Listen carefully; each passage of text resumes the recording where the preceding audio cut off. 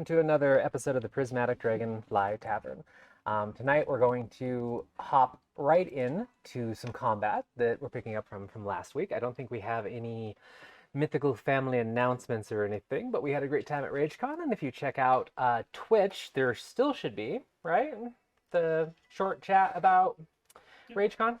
Yes, so if you check our recent videos on Twitch, we had 40 minute chat kind of wrapping up the Mythical Family RageCon experience, and in short, it was really awesome, and we can't wait to do more things next year and play/run a whole bunch more games. We met some really awesome people there as well, so please check that out if you're curious about going to RageCon or you were at RageCon. Otherwise, I think we're going to go ahead and jump right into tonight. So, last time on the Prismatic Dragonfly Tavern, our unnamed group just finished investigating the Invisible Vial bakery and had made some really interesting discoveries, namely that a hag has been operating out of there for some time and has been using dust of ghoul to somehow mark individuals in the town and most likely feast on their dreams while they sleep. And then their cohorts tend to sack their houses while the hag is feasting. They were able to infiltrate this bakery after it had been shut down by the day by somebody using a wand of dispel magic outside. We won't name names. No, just, not a crime. It's pretty bad crime in the city, but action, yeah. Yeah, no one's going to find him probably. But while investigating, they found the hag's secret lair above the bakery and were able to use the dispel wand for good this time and dispel the runes that were holding up a massive illusion around the bakery and revealing the tattered old shack that it actually was at its core. And the whole thing collapsed. The party rushed out into the alley, which you'll be seeing here on the battle cam. Actually, is the battle cam on? Not currently. Not yet. Okay. This is cool. You can see how the DM's kind of blind to certain things. But you're going to see it very shortly on our battle cam. They rushed out of the back of the bakery as the building collapsed, and plumes of smoke rising up from it now as it kind of smolders. Doesn't really burn, but there is some kind of reaction going on the inside. And after the party tumbled out into the alley, who was it that summoned Heta in the sky, actually? Was that you? That was, okay. Yeah, Gaspard, wanting to try and get their friend Matilda's attention, that where they were, please come here. Bring the hag too, I suppose. Maybe that's not exactly what you intended, but that's what happened. Calculated risk. Yeah, so Gaspard summoned a massive octopus in the sky, a massive illusion version of Heta over there, which you can actually see the crocheted version of, which is adorable. And then moments later, Matilda burst into the alley in a cloud of purple smoke, running full tilt as the hag came out behind her from the smoke clouds, seemingly using like her same teleport spell. And this hag is a nightmarish creature wrapped in rags. It looks like its face at this point is ancient. Its skin is gray. It has no sign of humanity left in it. It's running on all fours, and it has a whole bunch of different spears. I believe it was 3 spears sticking out of its back, 1 brick, 1 cobblestone, and 1 like semi-translucent, just sticking out of its body. Matilda did not look like herself. When we first met her, she was a blue Eladrin, and when we saw her run through the alley briefly, she suddenly had horns over her normal elf ears. She had neon pink and aqua glowing kind of spray painted eyes almost. Her skin was a lighter blue, her teeth sharp, and she just didn't seem like what the party saw the first time. But regardless, she ran threw a stone as best she could at Gaspard, because he just happened to be the closest individual, as she tore through, hit the poor individual in his face, and then poofed out the other side in some purple smoke and up to the top of a nearby building. And that's where we're going to get started. So to kind of finish that scene for everybody from last week, the hag slides to a stop in front of Gaspard, staring at Gaspard as he has this stone. There's quite a memorable line said by Gaspard. Meow, meow, motherfucker. And then I believe immediately Half-Pint steps in front of Gaspard, cutting that off. Like, oh, thank goodness. You all can easily see, and actually, first adjustment to the metal bat, you can actually all see Matilda, where she ended up teleporting to, which is on the roof of a nearby building that is not collapsed, because that's the collapsed building that you're all coming out of. And the same purple smoke kind of swirls in the top of this house. Matilda snaps out, wobbles on her feet for a second. She puts a hand out over the spine of the roof and just wiggles her fingers, and a spear just materializes up out of the wooden roof, and she grabs the wooden spear, leaving it attached, and kind of uses it to balance as she's watching you all from the top. Still bleeding profusely from one shoulder. Her face looks really like beat up as well. Definitely has taken some cuts there, and you don't know how damaged she is. Otherwise, she is wearing Sani's robes and clothing, so she is like pretty much covered, but it does seem like there's a lot of blood, and there's even a decent bit on the ground by you and Half Pint right now. So we're going to go ahead and jump into initiative order, and a couple of things to note really quickly. We're still down one of our amazing players tonight, and Ray/Vandar is not with us, but Gaspard is going to be doing double duty and playing Vander and Gaspard tonight for us. And initiative order, we rolled right before the cameras turned on to try and speed things up a little bit, but it is, I guess I can tell everybody what it's going to be. Why not? They're going to see it anyway. Vander, the Hag, Matilda, if she chooses to do anything, Sani, Cass, Gaspard, so it's going to be a very interesting initiative order, but okay. Sure. Yes. So the way that I actually want to do this, even though we've rolled initiative order, is just quick reactions. So think maybe half a round, a bonus action or something like that, even if it's just for roleplay flavor, because this all happened really quick last time. Nobody's character really had the chance to like process or say anything besides Gaspard when he got whacked in the face and then picked the stone up and had that epic line. So anybody have like a bonus action they want to do before initiative like formally starts, or anything they want to say, or just anything, checks they want to make, investigation, looking around, etc. Anything. You want to do this just in order real quick? Sure. Vander, I don't think is going to do anything particularly. Okay. The Hag and Matilda have already done everything they can. They've acted, so Matilda's would technically be pulling the spear magically out of the roof and then holding onto it. I think Sani just kind of looks up at the roof and makes eye contact for a moment, looks back at the Hag, and just looks absolutely furious, like probably the angriest anyone here has ever seen her. Okay. And the tentacle just appears right behind the Hag right then. Oh, and speaking of, actually, Sani, there's something else you can do on your turn, because we had made the connection about the clothing that you're wearing right now, because Sani ended up going back to Matilda's Emporium and taking some of her spare clothing. Most of Matilda's clothing is very Eladrin in style and is not the more covering robes that Sani's used to wearing, so a little bit more of Sani's skin is on display. So Yeah, so I don't think anyone in the party actually saw this previously, but basically from the neck down, Sani is covered in like glowing green tattoos, like just weird swirling eldritch patterns. So it's like gill slits and then just green skin everywhere. Yeah, checks out for a sea witch.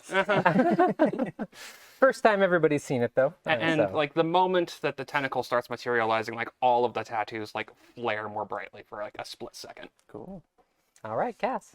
Anything else you would do before the fight starts in earnest? I've had my battle axe out, and it's just like knee-jerk reactions to Shillelagh. Okay. Go ahead. So you're going to put Shillelagh on your weapon then? Yeah. Okay. Perfect. And then Half Pint. I already stepped in front of Gaspard. I'll still give you a bonus. Okay. Yeah, because then that I kind of would- happened before. I would take, I have a rod in my bag that I've enchanted. It's infused magically. I'm going to throw it at Sani without even like looking away from this hag. Just All right, Okay. cool. Like charged wand? yeah. Okay. Well, no, this is just a rod. So as long as you hold the rod in one of your hands, you gain +1 to all spell attack rolls, and you ignore half cover. Oh, Awesome. Okay. Yeah, nice. Yeah, you can definitely do that. Okay. All right. Well, with all that done, then we snap into formal initiative order. Right before Vander has a chance to act, you all do kind of hear in the distance the commotion in the city streets nearby, because there's been, building cries and people yelling out there ever since the building collapsed.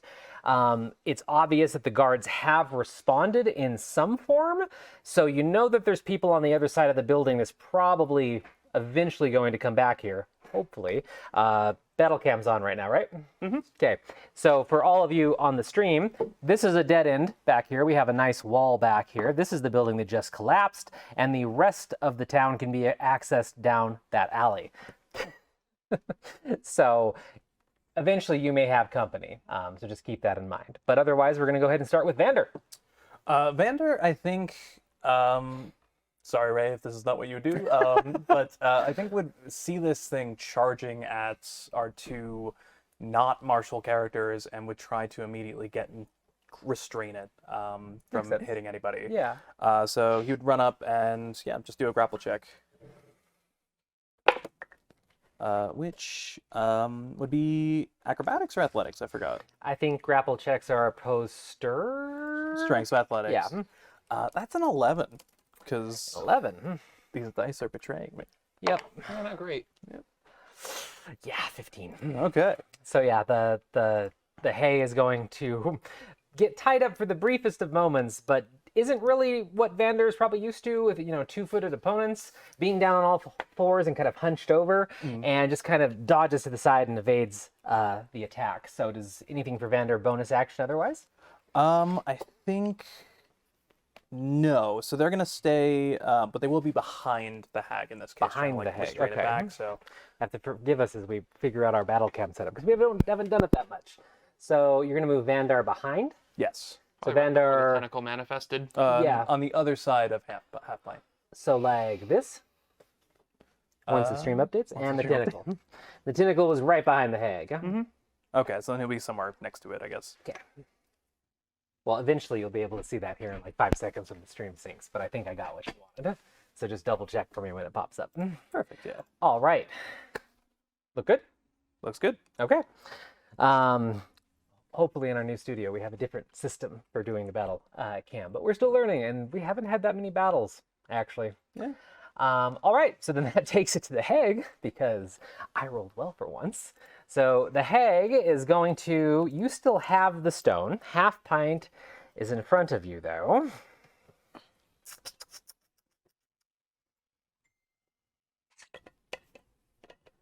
Well, since you have it, it is going to try and dart around Half Pint and attack you, which is immediately going to incur an attack of opportunity from Half Pint. And it is going to dodge to the side that Vander is not on, so just kind of like leers around and tries to get around the side of Half Pint to chomp at you with an impressive mouth of sharp teeth. So Half Pint's attack of opportunity will go off first if Half Pint chooses to do one. Does Vander get one as well? Vander would get one. Depends. how it Vander would works. get one as well. Yeah. Can he try to grab again? For sure. I think you can always grapple on one of those. We're gonna use the not cursed. Oh, wait a dice. second. Oh. Half Pint doesn't because it's still in her reach, but Vander does because it's moving out of Vandar's reach. So yes, so Vandar's the only one that gets one. That one is gonna be a 14. Nada. Actually, yeah, 14. Nada. 16. So manages to slip Vander's grasp again and dodges around the side and is going to make an attack right there, so still right next to Half Pint. Make an attack at Gaspard and going to use claws. So 2 nasty sets of blue-gray hands raise up, goes onto its haunches a little bit, and then slashes out at you. And we're going to be doing 28. And then 18 to hit. Those both hit? Okay. That was 28 damage for a second, and I was like, oh god. Right? Yeah. I'm dead. No, I don't have Bard is enough dice for the damage. You don't have enough dice for the That damage? was a joke. That was a joke, sir. Okay.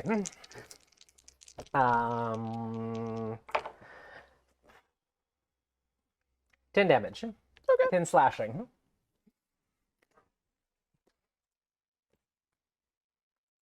And then doesn't want to use bonus actions right now, so that's it for the hag. That moves on to Matilda. Matilda is going to formally hold her action with the declared spell being another teleport back to the ground, but she's not going to take any other actions, and she's just going to keep wobbling on her feet, holding on to the odd spear that was summoned out of the wood, and watching, which takes it to Sani. Okay. Well, I'm going to change my game plan a little bit because this thing doesn't seem terribly eager to actually use its magic. So, my original plan had been to silence the area, which I think it might actually be better set to just go ahead and do a hex this time. Okay. So, we're going to hex the hag. I believe I got the target and ability with that. And I am going to go ahead and give it disadvantage on strength. Okay. Disadvantage on strength Checks, and no yeah. save on that, right? Yeah, this just happens. Yep, that's what I thought. But it takes up my concentration. So. Yep. So the hag is hexed and has disadvantage on strength checks. All right, anything else? Well, that was a bonus action, Yeah. so we're just going to go ahead and blast it because Sonny is pissed. I'll just blast it away.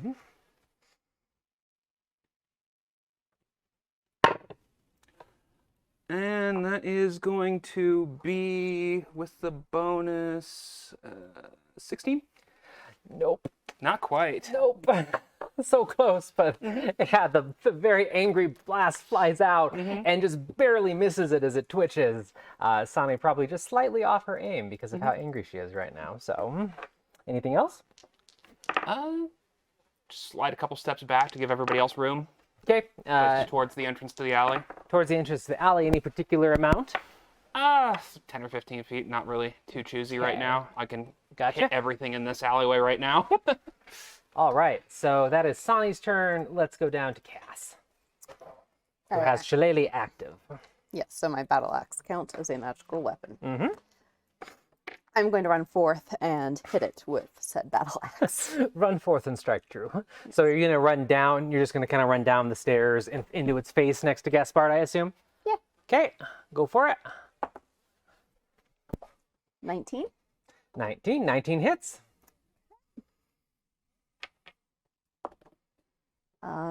7 points of slashing damage.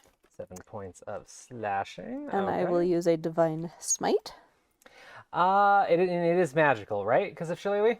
Yes. Okay. Sorry, what was it again? 7? Yes. Gotcha. And 8 points of radiant damage. 8 points of radiant. Okay. So yeah, you bound down off the stairs and immediately find a perfect opportunity, probably while it's distracted from the blast that just narrowly missed from Sani, and your weapon sinks right into its back. Really solid hit on it as its eyes kind of narrow, turning around really slowly. Doesn't really cry out in pain or anything, but definitely did not appreciate that. So, bonus action, anything else? Nope. Okay, cool. So that's Cass, and then finally, Gaspard himself. So Gaspard just having his flesh rended for the first time in their entire life to this extent. Oh no! Oh my God! What was I thinking? My entire life. I disengage. Gaspard regrets everything. Disengage for an action. I yell to Vander as a bonus action, Bardic Inspiration, protect me! And I run down the street away from the end of it. Oh, really now? Okay. Okay, 1 second. Running towards where Sonny is. Yeah, essentially, to- maybe further. Going to check something really quick then. Okay, so you are going to use the disengage ability to get away. Yes. Okay, valid. And you're going to give Vandar Bardic Inspiration. Yes. And then you're just going to take off running. Yep. Okay. So every part of that plan goes well, and you start running down the alley towards the sounds of commotion on the other side. The hag is going to use a legendary action in response to you running away, and is going to lift one of its claws up, and a small orange globe appears in it, and suddenly as you're running, the ground goes out from beneath you, and you fall into a portal that just opened up through your feet. And You tumble and twist and turn for a second, and then you fall from a portal. So you ran, portal, fall, and then you're going to reappear back here. Spit out of a portal. And that was its legendary action, or legendary reaction, but that's how legendary actions work. And then, yeah, no damage or anything like that, but you just kind of are back on your feet against the wall. That's my turn. Oh, Gaspard, I'm sorry. Say what? And half pint. And half pint. Okay. So what I'm gonna do is you have the wands. I'm gonna go ahead and as an action, I'm gonna go ahead and create. Sorry. A flamethrower eldritch cannon. Nice. Okay. And let's see. That's. I think the only thing I can. You just ran away from. Well, you tried to run away from me. Has he reappeared in my line of sight, or is he just? Yeah, he's back there against the wall now, so you can, if you look over, you can see him. Yeah. Okay. So what I'm gonna do is I'm gonna go ahead and as a bonus action, expeditious retreat to where Gaspard is and stand in front of him again. Okay. You got your body blocker. Shoop. Thank you. Okay. Anything else? That's it. Okay. Perfect. And back at the top of the order with Vandar. Vander, I think,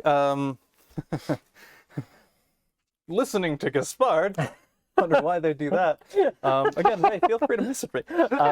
Is going to once again try to restrain this thing, and I'm going to use the bardic inspiration. And now it has disadvantage on strength. It does. Yep. I will actually use the astral arms. So the arms manifest, and that's going to give him a +1 to this cheese. So that's 10. 13? Nope. Okay. One off. One off. With the disadvantage, too. Yeah, no, that was like, Everything's stacked up and still no. Nope. Not that time, at least. It's probably going to get her eventually, but try it. I think in that case, Vander's just gonna move. I mean, obviously up to it, but that's it. Okay, so Vander moves up to it. Once again, well, yep, no, that would work. So just kind of like that. The tentacle hasn't moved, so I assume that that'll go. Okay. Oh yeah, as soon as my turn's up again, Yes. that's moving. Okay, and then it goes to the hag. The battlefield has changed. Somebody tried to be very rude and leave. But I do. Yes, it I'm is. rude and I leave. You know, it's going to. It can see you just fine, even though half pint's there. It is going to open its mouth, and a beam of like dark green energy is going to shoot out at you. And we'll see if we can actually hit you with this, because it's melee attack. It's how you calculate it. Right. 16? 16 ties with my armor. Ties with your armor? So why do we always get stuck in this? It's my least favorite thing in the entire I world. know, right? I think it has to beat armor class? No, it has to tie it? Yeah, Okay. equal or Meter beat. beat. It goes Equal to or, the equal or aggressor. beat. Yeah. Cool. So, so the dark beam lashes out from the mouth of the hag, hits you, and you feel incredibly tired as it washes over you, and you feel like cold seep into your muscles. You will now only deal half damage with weapon attacks that use strength until the spell ends. And other than that, you just feel really tired right now. So at the end of each of your turns, you can make a Constitution saving throw against the spell. Okay. All right. So that was bonus action. And then for action, Vander hasn't actually annoyed it yet. Cass is annoyed. So it's going to slash at Cass with one of its claws. 16? That does not hit. Does not hit. Okay. That was an incredibly low roll. Yeah, so you manage to just like kind of step back as the claws lash out, and it hisses in annoyance, especially at you. Even though it's still fixated on Gaspard, you're rising up the priority list. So, and then that's the Hag's turn. So Matilda, she's still holding her actions. Nothing changing there. Sonny and the tentacle. All right, so first things first, the tentacle is going to move up against the hag again. Yep. And take a swing. Okay. Let's try an 18. 18 hits. Okay, so 18 hits, d8 cold damage, and loses 10 feet of movement speed until the end of its next turn. No saving throw, right? Yeah, not for that one. That's what I thought. So 5 cold damage, Okay. and then we're going to Eldritch Blast again. Go for it. And that one's going to be a 17. 17 to hit. Hits. Okay.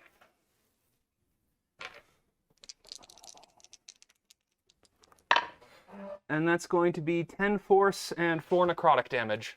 10 force and 4 necrotic. Okay. Okay, so really nice hit after missing the previous one. The Eldritch Blast just kind of washes over the hag, and its entire body just like ripples in pain. Doesn't really ever seem to cry out when it's getting hurt, but really good Eldritch Blast hit. So after the tentacle lashes out, Eldritch Blast fires back to Cass. I'm going to repeat what I did. Going to hit and smite? Yep. Or try to hit and smite?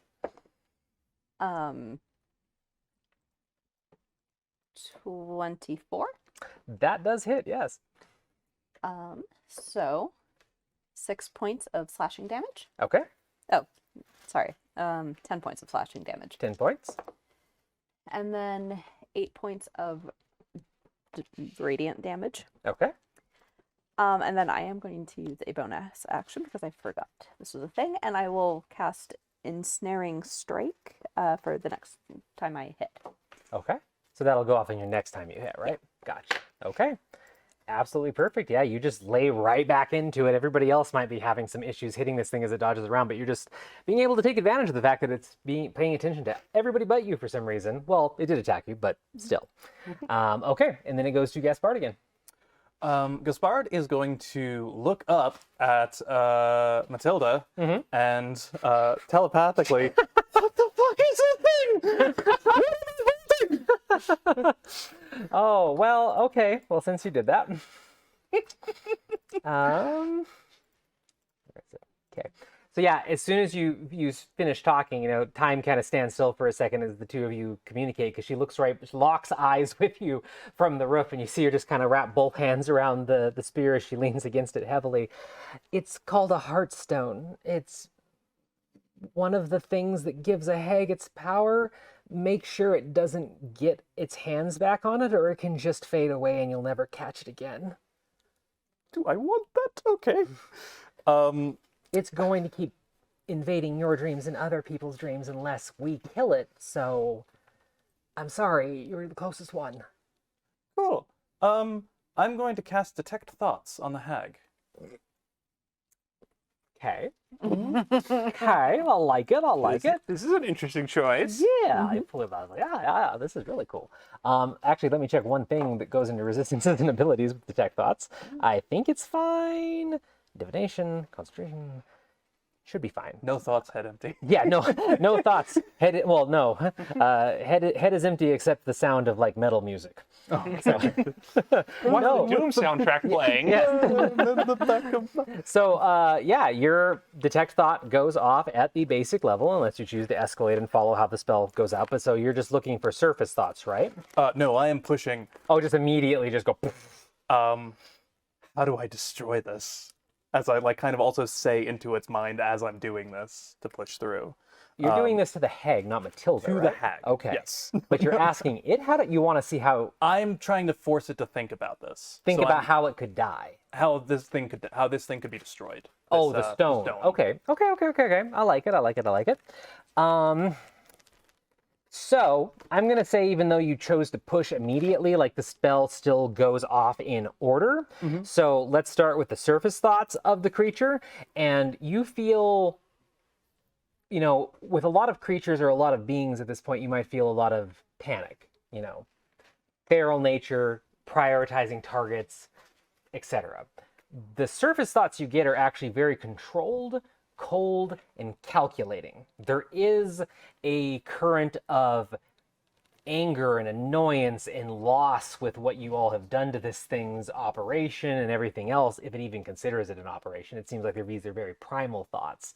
But it does seem to be very intelligent and have a really good plan of what it's trying to do right now. If you push deeper, it's going to be a wisdom saving throw on the hag's part. 14, yeah. 14. It does have Actually- advantage to it as well. Does So it go to 15 now? go ahead and It was double a check. 15?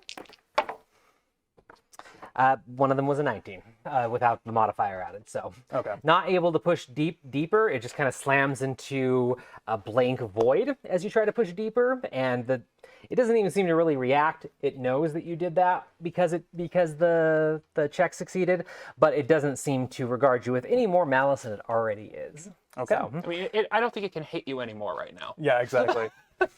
yes. I try to run away again. I'm not within range of it, right? So I'm just going to try to do a roop, roop, and that'll be my turn as I will also, if I can, give Bardic Inspiration to Vander again and just be like, kill it! I love Gaspar. It's like trying to encourage people. So, okay. So yeah, that's a bonus action. So you should be able to do that, right? Okay. So you already did your action. That's your bonus action. And then you're trying to run, right? Yeah. So you can go, what's your movement? 30. 5, 10, 15, 20, 25, 30. You make it to there. Okay. I don't know where there is, but it sounds Right good. next to the tentacle. Okay, cool. But you're taking the most, safe route you can out of there. All right. So then that takes it to half pint. How close? I'm close to the hag, yeah? Yes. Okay. Well, no, you're about 5 feet away because you're behind Vandar, and there's like kind of a way to get to it on the side. But yeah, you were back in front of Gaspard. Okay. So I'm gonna.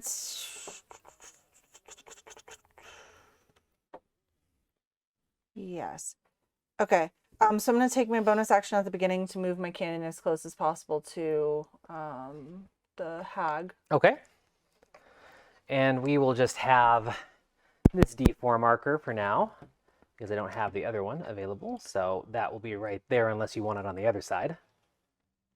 No, I want it there though. Okay. Yeah. So, and I assume this little Eldritch Flame cannon kind of looks like the Piranha Plant, Sunflower, other ones that you've created. Yeah, so this one just looks like another piranha plant, but this time when it opens its mouth, it's gonna go ahead and basically just flame throw in a cone that is 15 feet wide. Okay. From the point of impact from to the the point of point of- issuance. yeah. Okay, so then it shouldn't hit. Thankfully, Gaspar didn't take another step, or he would have I think actually. Sonny's just far enough away. Yes, so that is just like fired perfectly. Okay, so it shoots flame out of its little plant mouth. Yes. And so they're gonna take 2d8 fire damage unless they can dex save at a DC 13. Dex save. Then DC. they take half. Okay. They do not succeed the deck check. Okay, so we're gonna go d8. That is not a d8. Nope, no, it is not. That is a d8. So that will be 11 damage. 11 damage. Okay. And then as my actual action, I'm gonna go ahead and Gotta love those Eldritch cannons. sorry. No, you're I don't fine. have a lot of As you're options doing right that, the little cannon shoots the flame from its plant mouth, and the flames wash over the hag and quickly fade. There is some smoke issuing from the hag. It obviously hit, it obviously hurt, but the flames didn't really catch or do as much as one might think. Okay. So then I'm going to take one of the magic stones that I keep enchanted in my pocket from the magic stone spell. Hold on, where is it? The spells. magic stone. And go ahead and use my whole action to flick one of them at her. Okay. And that's still ranged attack. So it should be operating as a thrown weapon, I believe. Yes, but they give you rules. So they give you a hit DC +5 and then like your actual hit point. Okay. 24 to hit. Okay, hits. And then 5 points of damage. Okay. So just flies out, smacks into the hag. Definitely causes it to like blink in pain because it smacked it right in the face. And it's going to go from half pint back up to Vander. Can I take my movement actually? Oh, sorry, yes, get of course. In front of, to get in front of Gaspard again. How much movement do you have, or do you have expedition? I still have Expeditious Retreat on. So you're like double to 60, right? Yeah. Okay, yeah, you can get in front of him. All right. Vander is going to use key points, astral arms, everything, and just start wailing on the hag. Okay. JoJo's time. Gotcha. Yeah. Yep. So let's see. A 19, a 16 to hit. Sorry, a 14 to hit. Okay. So 24, 14, 19, and 20. Not 3 of those hit. 3 of those hit. Those are all D4s. 6. 8 plus 9. So that's going to be 17 points of damage. Okay, 17 points of damage. And that's Um, all bludgeoning? Sorry. Playing multiple characters. Can I actually use the Bardic Inspiration on the one that missed? The 14? Yeah. Cool. That's going to make it an 18. Hits. Cool. So 17 damage, now up to 21 damage. 21 Wait, damage. no, sorry, math. Math is hard. 17 up to 24. 24. I fail it as a DM all the time. It's my worst fear in D&D is doing math on camera or in Is front that of just other straight people. bludgeoning, or does using It the arms is- give you any magical effect? So that is a good point. 2 of those attacks would be force. Okay, Or one of those attacks, sorry. One of those attacks would be force. one of the attacks is Let's just force. say The The other... rest are one. bludgeoning. Okay, I can track that for this. We'll have to, in the future, we'll want to make sure that we're tracking the damage for the different ones for resistances and stuff, Right. but it's fine for this one. Okay, so yeah, do math, kids. Vander's astral arms shoot out, their porcelain arms, ready themselves, and they just lay into this thing with attack after attack after attack that actually hits. And you can see its just face twist in annoyance as all these beat into its side. Very good hits from Vander. Cool. And then it's going to go to the hag. So, you all are being very mean to this poor thing that has done nothing to harm you. Yes, it only harmed Gaspard. Yes. It was just running a legitimate business. And Matilda. Yes. Invisible Vial. It's a vile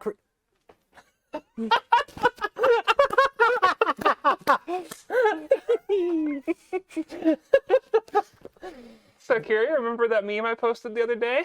Wait, what meme? Which one was this? The GM setting things up 8 weeks in advance. Oh, just to yes. make a pun. God, that made my night. Okay. Gosh, the hag has a couple options that I didn't expect it to have right now. And it's getting very annoyed at all of you, which I did expect.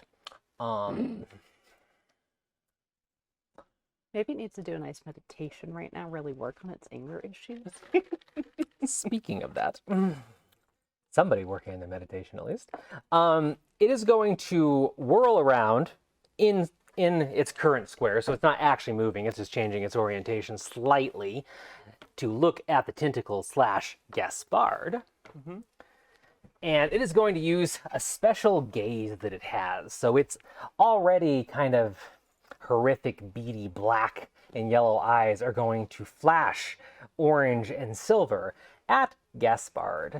And you're going to have to make a wisdom saving throw. How's your wisdom? Do I seem wise? Well, I was asking. That's a natural 1 for a 3 total. Gaspard! Gaspard!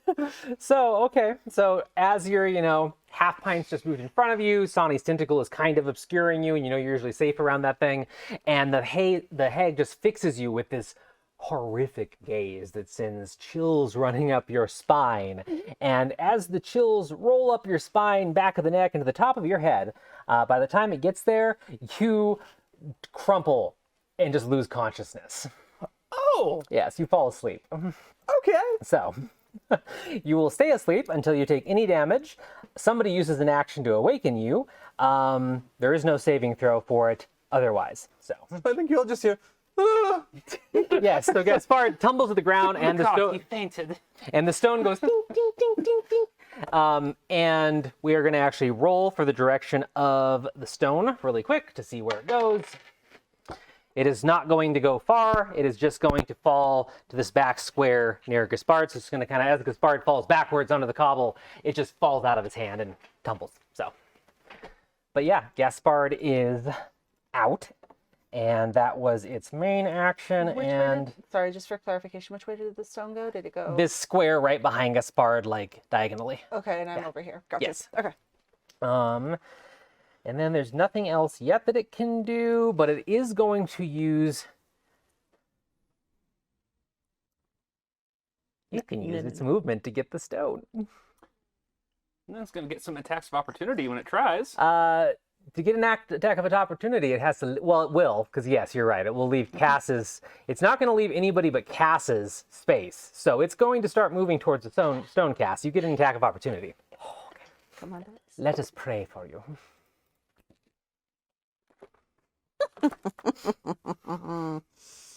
Okay, so first of all, that's a dirty 20 to hit, Hits. Very much so. and that's 12 points of Didn't slashing you have that damage. ensnaring thing ready to go? Yes. Quite luckily, she did. So let us pray for you. Yeah, so that was 12 points of slashing damage, Yes. and now it needs to make a strength saving throw, DC 13. Strength saving throw, DC 13. Oh, this hag looks pretty strong. I got a 28 on an attack roll. So. Say what? But D on this. It does have Yeah, it disadvantage on hacks. strength, yes. I'm just checking something else because that's not going to matter because Cass isn't doing what would trigger that reaction. So what was the strength saving throw? 13. 13. Well, it doesn't beat it raw, and I don't think it's going to beat it with the modifier either. Yeah, by 1, it doesn't beat it. All right. It rolled an 8, and it has a +4, so it did not beat that. Okay. Yes. Then it is restrained, Okay. and it takes D6 piercing damage. Okay. Oh, that's 2 piercing damage from magical vines and thorns. Okay. Takes the damage. So its movement speed immediately dropped to 0, which is just so nice for you guys.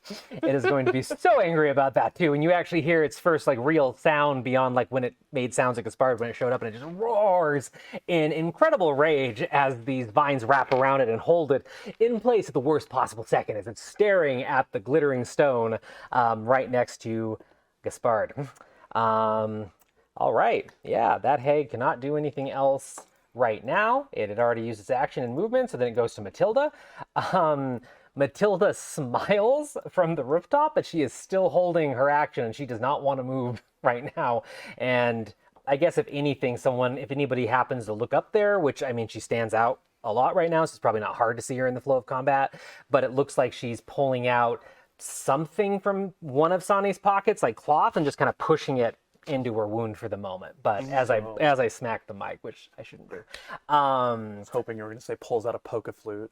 Yes. And then it's Sonny, Okay. who saw Gaspard go down, and you have a great view of everybody. You got the best view in the house besides Matilda.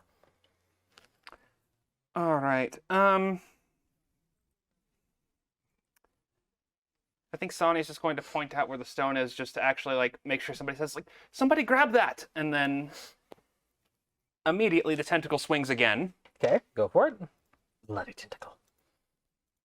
And I forgot last time that Hex actually applies to any attack, and the tentacle is an attack, so Hex technically goes off twice if both my attacks hit. Nice. That's awesome. I didn't know that. 17? Hits.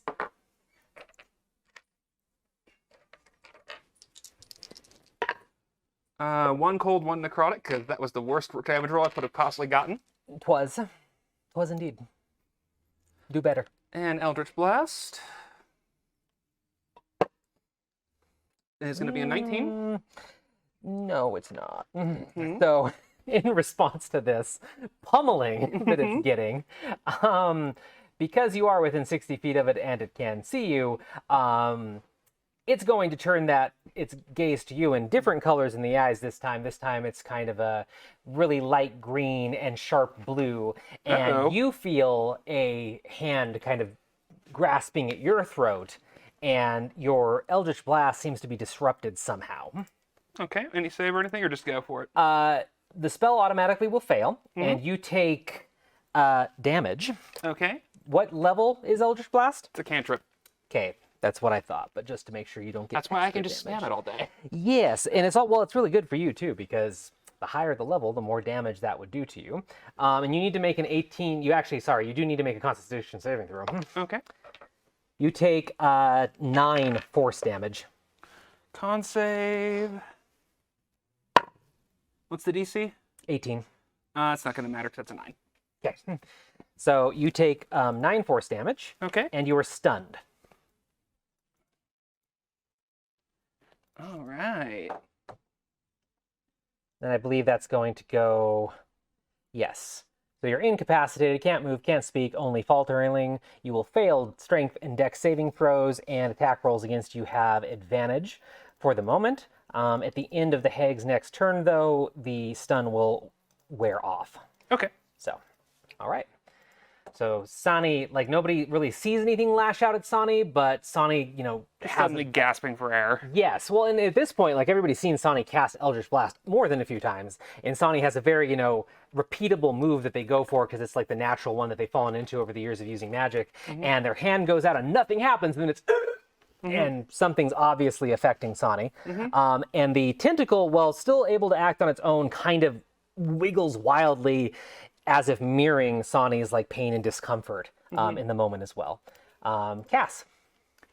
I'm just gonna maintain concentration on the ensnaring Probably a good feature, idea, yes. and then hit it with a battle axe. Okay. Hit it. 17 plus 6. That's 8 points of slashing. 8 points of slashing. Gotcha. And then like free action, I'll be like, half pint, Vander, get the stone. Okay. How does this entangle work? It keeps it entangled. It can do a strength check on each of its turns to break free, but for a minute at the start of the hag's turn, it takes another 1d6 piercing damage. Okay, so it went on the hag as when the hag moved, so it's not going to get a chance to break until it goes back around to the hag again. Cool. And then we'll do a saving throw. Gotcha. And that's it for Cass? Yep. Oh, and just so we don't miss it, Yes. 11 on the concentration check, so Hex is maintained. Hex is maintained. Okay. Can you maintain it when you're stunned? I'm not sure. I I just think went off the incapacitate damage. removes that. Hold on, let me check. Let me check, because I was just going off the damage. You can't take actions or reactions, but you can maintain it apparently. Yeah, I just had to make sure I maintained it through the damage. Perfect. Guess spell. I'm sorry, my friend. I mean, Sonic could have just whapped you with the tentacle to wake you up. I really... I don't want to do I suggestions. wouldn't do that. I'd rather not. No, it's okay. It's okay. And then it goes to half bite. Okay. So I am next to Gaspard. There's the tentacle. Where is my cannon? My cannon's over there. Your cannon's the purple dice behind the hag. Yes. Okay. How many feet from the hag is it right now? It's in melee range. It's right up against it. I don't think Perfect. the hag has moved. Yeah. Good. Beautiful. It's going to turn and try to angle itself so it doesn't hit all of my compatriots, and then it's going to blow a bunch of fire again at the hag. Okay. So is it moving from its square, or is it just trying to Rotate, I guess. rotate a bit? Yeah. I mean, it didn't hit anybody last time. I don't think anyone's nobody's. moved. Yeah, Perfect. you should be fine. So it's gonna fire again. Go for rolls. Natural 1. No. So we're just gonna say that with that, it opens its little plant mouth and the sparks fly, and then just steam comes out, and it's just one of those malfunctions that happens sometimes. But half pint still gets to go. Great. Half pint. has a long range weapon, but is not in long range distance. I'm gonna yeah, that's what I would do. I'm gonna pick Gaspard up. Okay, you pick him up. I throw him over my shoulder. About the rock. And I'm not going. Well, no, I am gonna take my movement. I'm still expeditiously retreating. So does that mean do I roll with just normal? What do you mean for roll? Oh no. Oh gosh, sorry, my brain is not on. Your action. I mean is that going to cancel? Because I assume I'm going to lose speed because of Gaspard. No. No. We typically don't track encumbrance and stuff like that. And given the fact that you have such a high strength score, Gaspard is small to begin with and not really heavy, and this is consuming your action to pick them up and like carry them as your turn. Yeah. No, you can have maximum movement speed with an expeditious retreat. Great. Then I'm gonna move 60 feet this way, like down the alley away from. You can do it. The hag. You can do it. You're not going to. Oh wait. I should have. Nope, it's too late. Okay. I said what I So said. 60 feet. So that's going to be 5, 10, 15, 20, 25, 30. Yeah, you're going to be out by the street at this point. So I'm actually going to say if you're going to go 60 full. I guess we'll hide in that corner over there. Okay. I mean, because you can leave the map. Yeah. You can go out if you want, but you will be like leaving the immediate area, and you're going to have to get back in. Yeah, I wouldn't want to abandon them. So I'm Okay. just So gonna like hide in the here, corner. or do you want line of sight, or I want line of sight, but I would You put throw him back Gaspard, there. yeah, in the corner. Okay. How rough are you being with him? Are you being gentle? I'm trying to be gentle. I'm a half orc, man. Perfect. just wanted to double check. Okay. Poor Gaspard. Gaspard reliving the same dreams the hag was getting earlier. Yes. No, thankfully, I will say that as Gaspard is asleep right now, there are no dreams. It's just quiet rest. So no nightmares, anything else like that for our poor bard. All right, back to the top of the order, Vander. Vander. Thank God I get to play Vander. See, I knew this was serendipitous that you got to play two characters. Yeah, Vander's gonna do a lot of stuff. Okay, Vander. So Bring it. Bamber. Bamber. So be a. See, the DM got through the entire intro, the best she's ever done, and now all this means everybody else is going to be mispronouncing things tonight. So Think of things. Vander, I think, as Cass is saying, get the stone, is already in the midst of like, I'm gonna punch this thing. I was told to punch this thing. Yeah.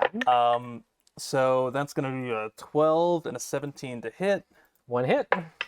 and then the astral arm is gonna be an 11. So yeah, one hit. And this is just physical, not magical. This is gonna be physical. Okay. So 6 points of bludgeoning damage. Gotcha. Vander is going to reserve their key point. Is going to run over to the stone. Okay. And then is going to use Hidden Step and spend a key point to turn invisible. Okay. And then move. So it was one action to attack, move, and then the other one is bonus? Hidden Step would be bonus, yeah. Okay, as long as it's bonus action. Yeah, so just grabbing the rock and turning invisible. Well, can't grab the rock, can go invisible. Used action for attack, used bonus action to go invisible.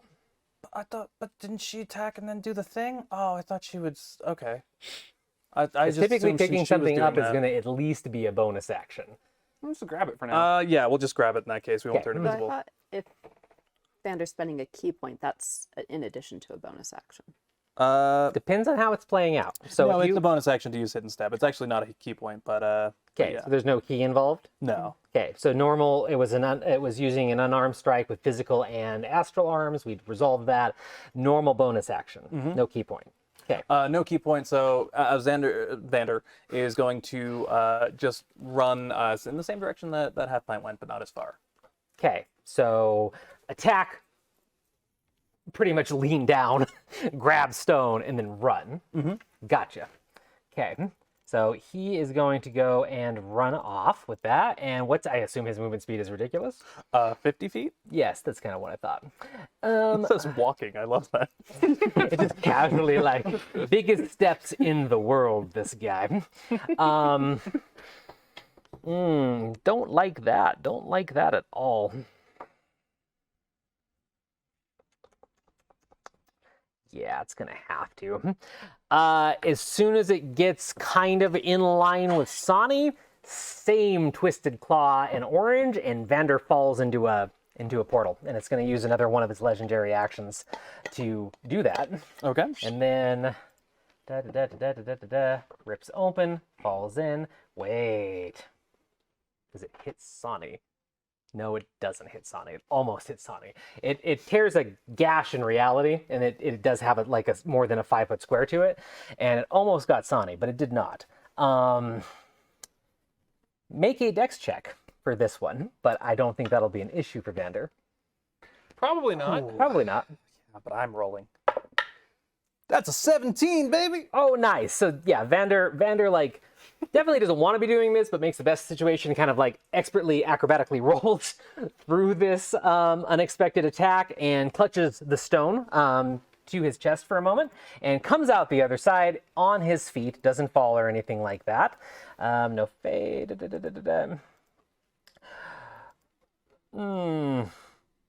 I'm sorry, Vander, but you have the stone, so it's going to use the optional effect on you as you fall through this. So, let me roll some dice really quick. Uh-oh. Yes. The orb has just a bit of a darker tint to it this time. Okay. That was all dice. But what if it wasn't? No, but I will say, he is holding it with either a spectral arm or a prosthetic arm. So, like, if this is like a flesh thing... No, this is psychic damage. Damn it. I tried. In that case, it's only stone. Yes. I have no So, meat. Vander... Oh, my lord. Vander is going to go ahead and take 25 damage, psychic damage. That is a lot. Okay. Mm-hmm. It rolled really well on the legendary action. And then, well, he ends up once again in the favorite spot, right back here. On his feet, though, still standing, still holding the stone that they need. A different person. Say what? A different person now. Yes, because of how much pain he just experienced. Could be the first time in Vander's life that he's experienced that much pain as well, but he is still standing after that psychic onslaught, and then it's going to move to the actual turn of the hag. So you said it can make a strength saving throw, which it's making with a disadvantage right now. Yes, to break free, but first it First the takes- damage. Yeah. I mean, 1 point of piercing. Okay, so some damage. And it has to beat a strength saving throw of what with the... 13. 13? Hag real strong.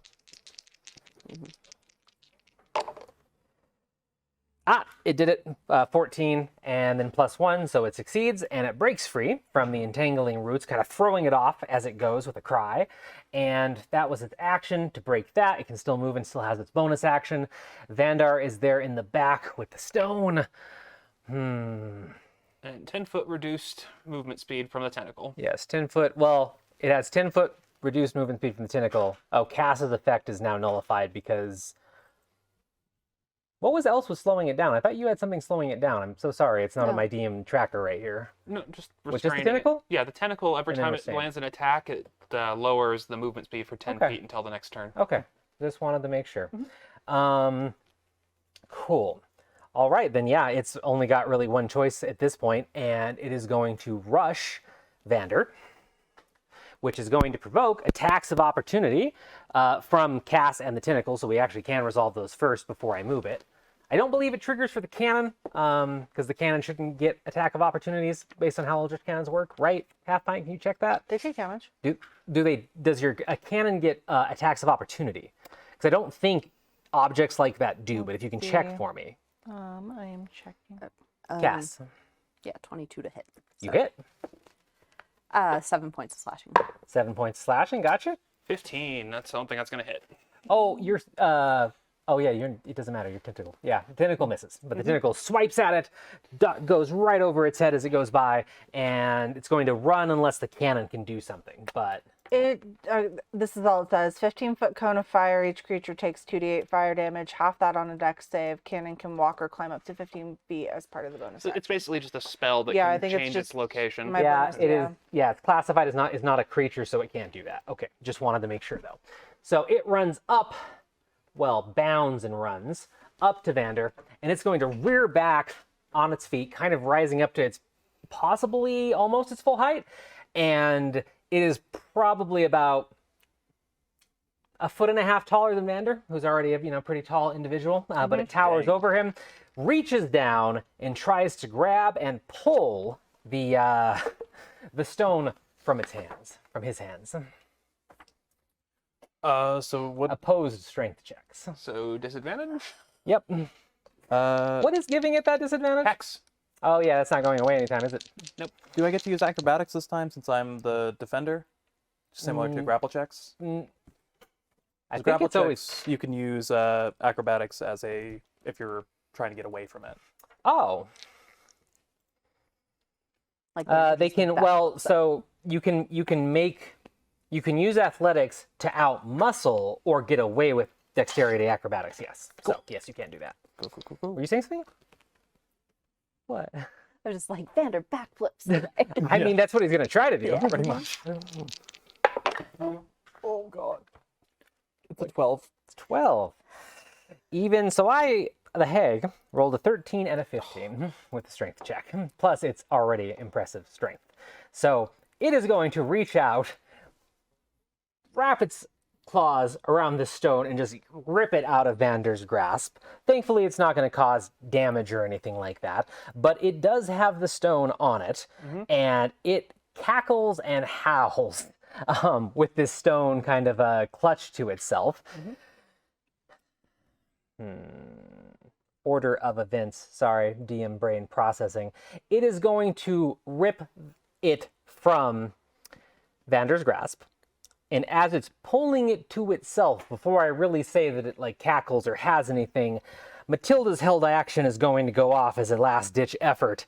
And she is going to use the held teleport that she's been holding since the beginning of the battle. And, oh god, she is going to teleport right down to the side of the hag. And she has to get it out of her grasp. She's going to have to go and make an attack. So purple smoke kind of just appears in front of Matilda at the rooftop. She leaps forward despite her injured state, going through the smoke and then through another cloud that appears right next to the hag. And as she kind of stumbles out, keeping her footing for the most part, her hand extends over the cobblestone again and fingers twitch, and then just a spear made of cobblestone materializes up out of the ground. She grabs it and she just whacks at the stone. Like really not elegant in the slightest, last ditch effort, not, her best form in combat or anything like that, but she is going to try and knock it out. Nat 20. Oh shit. So Matilda whacks it, and the stone falls out of the hand and rolls. Ooh, not bad.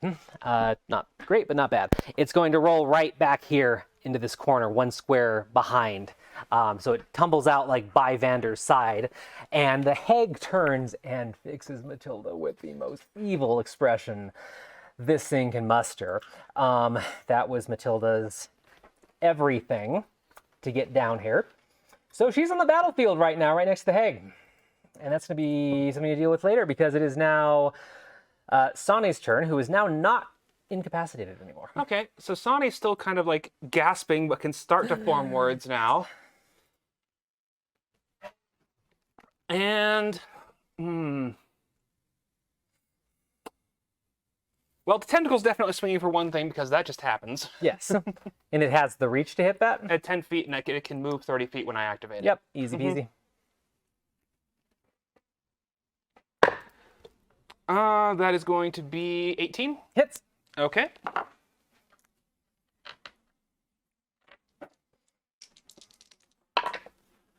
Six cold, 5 necrotic. 6 cold, 5 necrotic. Gotcha. All right. And then let me double check this thing works really quickly here, because Yeah. I have an idea, but I want to make sure this actually flows correctly. Things just got more complicated. They did. Poor Gaspard is at least getting some rest in the back. I'm happy to tell you, though, if you wake up, you're immune to that effect for 24 hours. Fantastic. I'll never sleep again. What you thinking, Sonny? I think Sonny's action is to get a little closer, like not a whole lot closer, but I want to be able to see where the stone got within 30 feet of it. Okay, so kind of guide me then. Are you just I'm trying to probably slide? sliding over to the side a little bit until I have a line of sight to the stone. And You I'm would about- have to go all the way to like there to see. That's fine. Okay. All right, you see it. Okay, and then I'm not Eldritch Blasting, I'm Mage Handing. Okay. Oh, that has many implications, actually. So basically, like, she throws her hands out like she's going to do the Eldritch Blast, but instead of, like, the water and, like, the raw power of her deities coming out, Yeah. it's just a spectral tentacle, and it just lashes out and grabs the stone and then pulls it back towards herself. Okay. So Mage Hand shouldn't have a save or anything. Nope, It it's just an action. Yeah, just manifests, goes for it. What is We the... went dark. Say what? The stream went dark. Oh. Joe? Stream went dark. I mean, No, I it think looks it's fine just on our Joe's. phones. Oh, And it's is bad it? on my computer, too. Oh, as long as we're still up. Oh, it is there? It looked like It's not the on my Twitch computer. player Oh, it's had an not. error or something like that. Not sure if it's actually... Oh, yeah, it came back. Okay, cool. Just wanted to make sure that we're still on the air. Cool, Twitch just being stupid. So, what is the strength limit on Mage Hand? Let me find out. Yeah, it's not like a heavy object, it's just a small... I mean, Gaspard could lift it, so Yeah. it can't be. Carry more than 10 pounds, so... Carry more than 10 pounds. Okay, yeah, it doesn't get it on that either. So lifts it up, and how far can it move it? Can it bring it 30 all the way? feet. 30 feet? Yeah, it should 30 be foot range, and then it can move 30 feet after I use it. 5, 10, 15, 20, 25, 30. It is barely in range. And then it can move it all the way back. Yep, so she's just yeeting the stone back towards herself. Cool. So yeah, the tentacle lashes out and manages to, go around the stone. The tentacles kind of change color as they touch it, but they are able to grab it. It just does seem to have some kind of a weird magical effect on it, and is yeeted back. And to of course, Sani. like, I think with the angle she's at, it's probably going, like, right in front of Matilda and the hag, too. Yeah, just kind of like there. Matilda just knocked it out of her hand. Her and the hag are kind of like locked eyes, and the stone just goes whoop, and they're both like, Sani's like, no, you're going to pay attention to me. we are. Hello.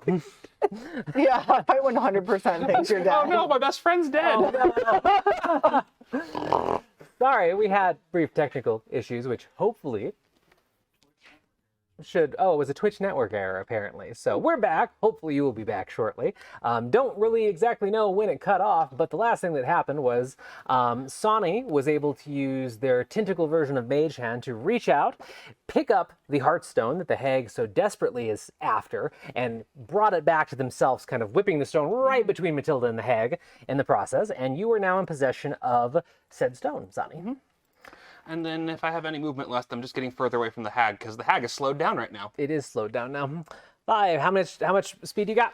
I mean, 30 base, so 30 however base, much I move to get there, and I 5, just want to 10, move straight away 15, from the hag or the remainder. You can move 5 feet back. Okay. As long as that gives me a little bit of breathing room, that's the important bit. Yep, you have a little bit of breathing room. And then after Sani's turn, it goes to Cass. Yeah, I'm just gonna continue to hit it. You're just wailing on this poor thing. I'm doing well, and You are like, doing my well. You're doing great. Pride dice are doing great. Oh. However, it has failed me now. I shouldn't have bought you those, apparently. Oh no. About this one. Oh, fine. But that was a 12. A 12. Yeah, it does not hit. Ah. So manages to finally miss one. Hey, manages to twist away from one at this point. Bonus action, anything else? Nope. Nope. Okay. Out of Oh, spell and I slots. actually should move you because I assume you moved over. Yeah, I've been I'm following. still the seeing no stream. Yeah, I'm not seeing the stream either. Oh. Darn it. Tried so hard and got so far. Up. Yep. I see it's on there now. That is really far in the back though, because that's pieces on the table are not in the, well, they're almost in the It'll right catch spot. up, it'll Yeah, it'll catch catch up. Okay, we're back again. Twitch is being ridiculous across the entire Twitch site right now. So that was Cass's turn, nothing else, right? Yep. Cool. Sleep Spard. I'm so sorry. And then Half Pint, who is next to you. What you doing, Half Pint? Okay, so I think what I'm gonna do is okay, so the cannon is still on the board. So bonus action, get that in the direction of the hag. Okay. I assume it's in range. That's what it looks Yeah, like. it's right to me. behind it, so it'll just turn around. Yeah. Will And not then, even leave it square. yeah, it's gonna go ahead and try to get the hag again. Okay. So same flame attack. Same flame attack. That's all it can do. That's okay. That works. And so let's see. It needs to make a dex save. Okay. Dex save. Oh God. Well, it's gonna. Yeah. Whatever it is, you succeed. Okay, so 2d8.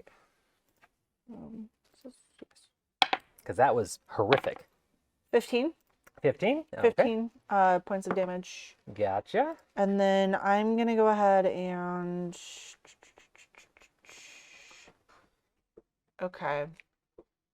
I'm going to go ahead and try to... No, I'm going to go check on Gaspard and medicine check him. Okay. Go ahead and make medicine check. Actually, sorry.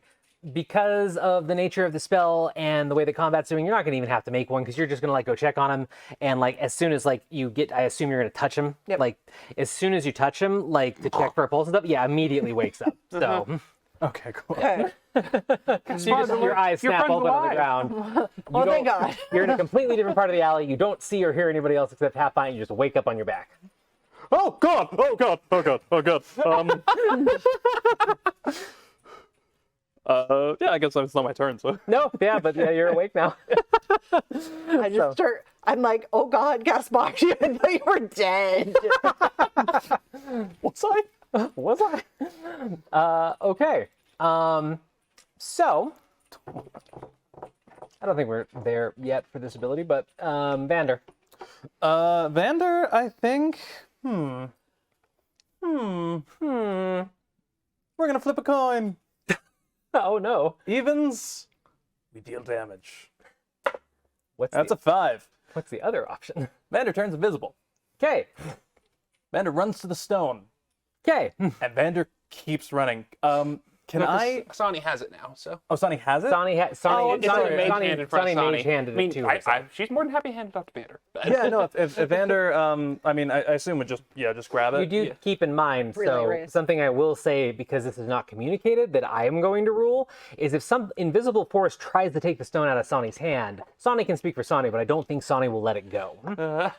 That's up to you, but unless this plan was communicated. Vander could literally just say, like, give it. He could. He could. I'm just trying to figure out how this is going to play out, because multiple factors are involved and multiple Or just people. even like yelling something Yeah. as you're turning invisible and running that way. Okay. Okay. Can I also? No, I guess that would be bonus action and then action to grab it. So Vander would try to move the full 50 feet somewhere out of the alley. Okay. What does it say for this invisibility? It will work until the start of my next turn, or Vander's next turn. Or if they take damage, or force a saving throw. But it's just invisibility, right? Yes, it is just invisibility. And it doesn't talk about like class of magic. It's just key being used. It is just a bonus action, so it's not even key. But yeah, it's just a. Sorry, I'm trying to figure out like what fuels it. I'm just It's a I'm checking from special- every yeah. angle to make sure I It's a understand monk it. ability. It's a monk ability. Okay, that's yeah, what I thought. Sorry. So, Vander turns invisible and speeds off. But the first thing that's going to happen out of the sea of possible events is that to get anywhere, unless he has a monk ability or is disengaging, he does have to leave the threat area of the hag, and the hag will get an attack of opportunity. But with disadvantage, right? Because it's invisible. With disadvantage, the hag has true sight. Mother. So I actually don't think, from what I can rule, true sight sees through it, so it's made it normal. I'm so sorry, Vander. I'm sorry. I'm so sorry. That was a great idea. So well, Vander can still run. Like Vander just has to get through this attack. Vander So has 6 hit points, so Vander just so it's gambling. so is Vander gonna try and go like Vander can go many ways? Do you have a Vander preference? I'm gonna say, like, I assumed that Vander thought they were invisible and was like, haha, you can't touch me. So just kind of like probably this way then is going to be the fastest way. They're Yeah, both going to just be the juke same straight movement. Oh no, it's past. typical. So yeah, Vander's going to try and run past. But the hag does get to attack. So we're going to have to see what happens with that. Oh, At Vander. least Matilda can get away without being attacked. Funny you should mention that. Okay, well, I can't do it anyway right now. But still, just something to think about. 22?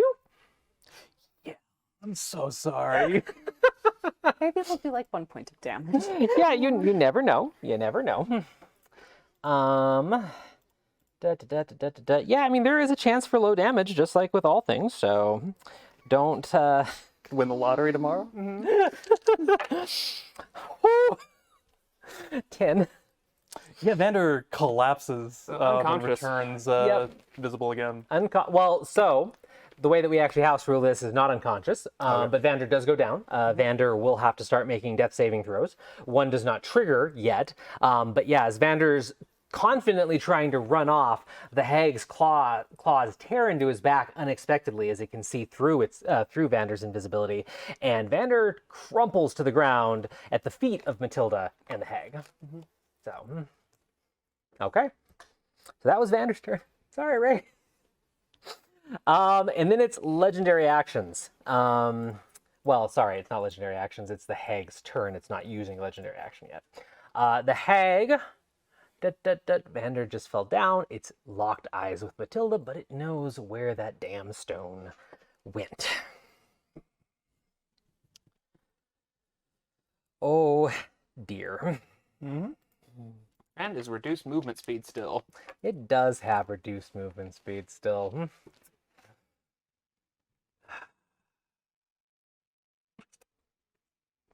But it's going to teleport.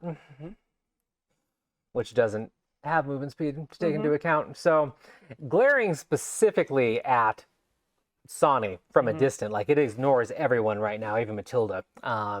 It just kind of phases out of reality for a brief second and reappears right in front of Sonny. And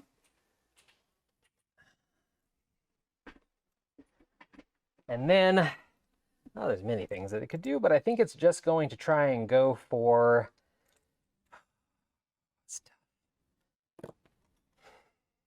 Sonny just like holding it in one hand. What's Sonny doing right now? I mean, she just yanked it back to herself with the mage hand, so... Okay, so just yanked it back. So probably holding it, or is the mage hand holding it? Because these matter. Details. Honestly, it probably is still in the mage hand, because I imagine she was probably going to yeet it further away next turn. Okay.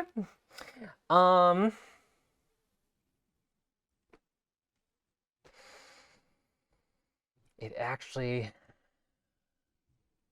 Okay, yeah.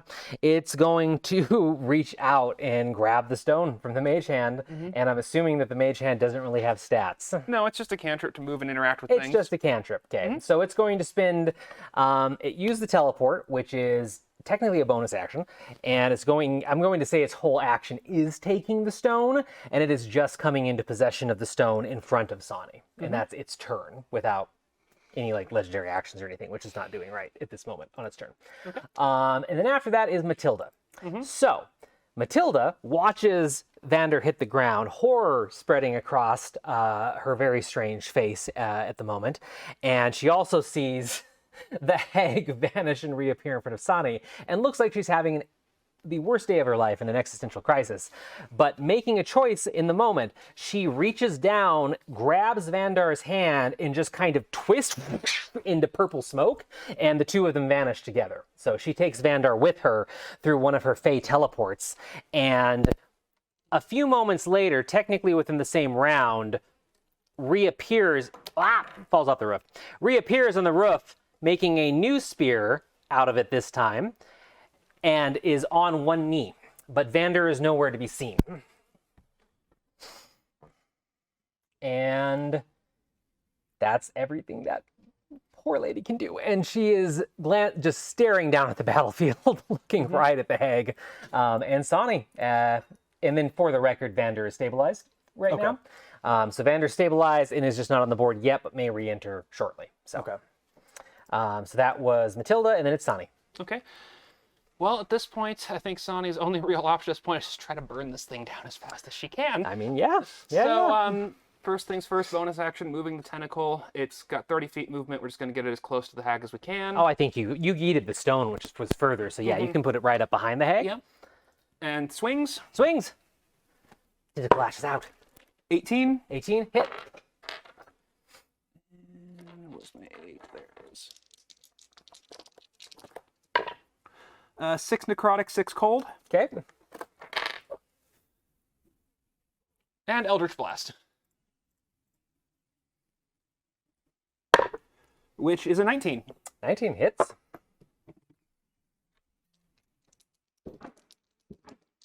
Fireworks, yet again. And that is 1 necrotic and 15 force. 1 necrotic and 15 force. Damn. So just That as was the thing, hardest the Eldritch Blast could possibly hit. yes. So like as you know, this hag grabs the stone, pulls it close, and like looks to Sani, a sea of magic just blasts in the face as the tentacle crashes down on it. It howls again. This like being the second or third time it's done this the whole fight. It is obviously in a lot of pain. You all have inflicted a decent amount of damage into this creature. It does have the stone right now, even though it cannot currently seemingly do anything with it. And I think everything else will have to wait till the top of the round anyway. So Cass. How far away am I? You are 5, 10, 15, 20. Oh, 5, 10, 15. From the close, the easiest way to get to it is 15 on this side. All right, I'm going to charge forward. 15 to be next to, okay, so you're gonna run up next to it? Yep. Okay. Gotcha. And I am going to take a swing. But if I can, I want to try and specifically, like, hit, like, do damage, but hit the stone out of its hand. Okay, so you're trying to do like, technically not a thing in 5e anymore. Somebody's gonna remind me if I'm wrong because I always get this stuff mixed up with the different versions. But you're trying to do the equivalent of a called shot. So you're being like, I'm attacking. So here's the thing. This is how we're gonna work through it. Tell me what you think. You can use an attack to try and knock it out of its hand. You're not gonna be able to cause damage though because you're aimed at the stone. Okay. So your priority is getting the stone away from it, right? Yes. So then you're going to sacrifice probably all damage unless you miss horribly and then maybe you can hit the hag, but you're putting your effort into hitting that. That works. So. Okay. Oh, don't fail me now.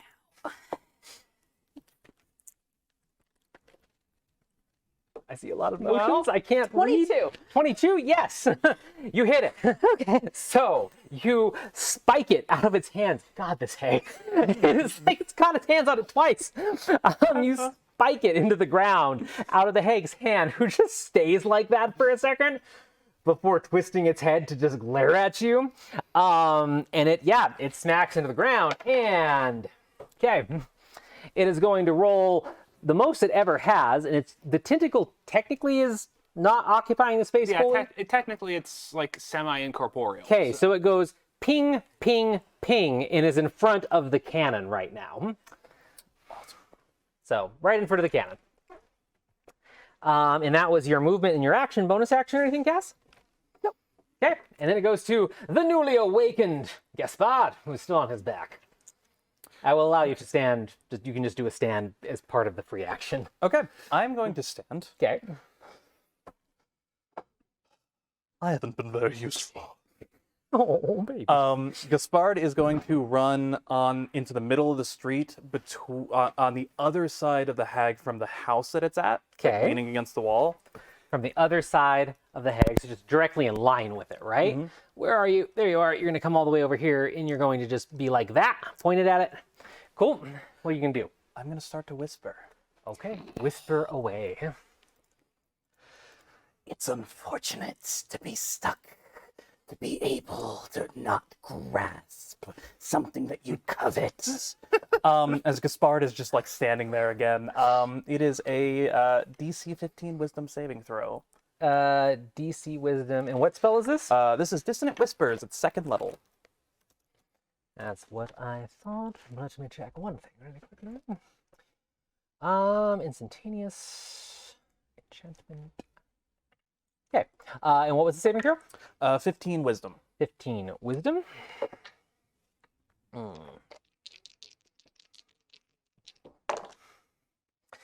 Damn. So it takes 6 points of damage, but it does not have to run in the opposite direction of Gaspard. What damage type? It is going to be psychic damage. Okay.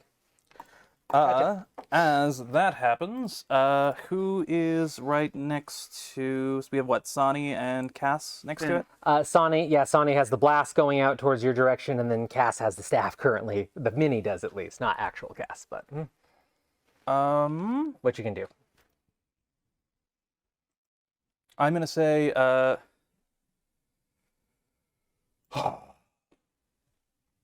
Time to be a hero, Cass, and Bardic Inspiration. You are bardically inspired. All right. As Gaspard seems to regain some of their confidence.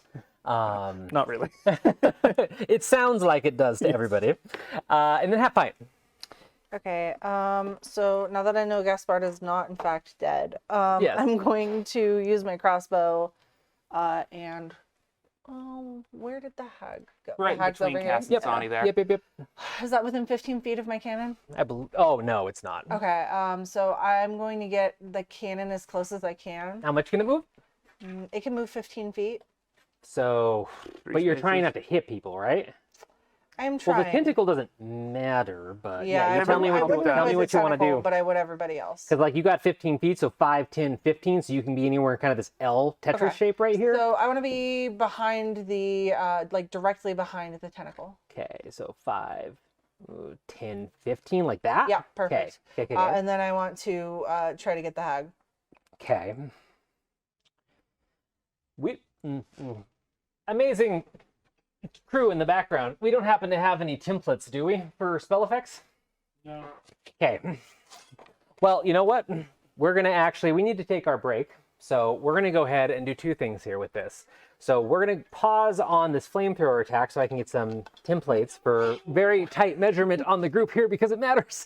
And we're going to be back in like 5 minutes so we can hopefully finish this fight up before the night is over. So please stick around. We'll be right back and finish this fight soon. So see you in a minute.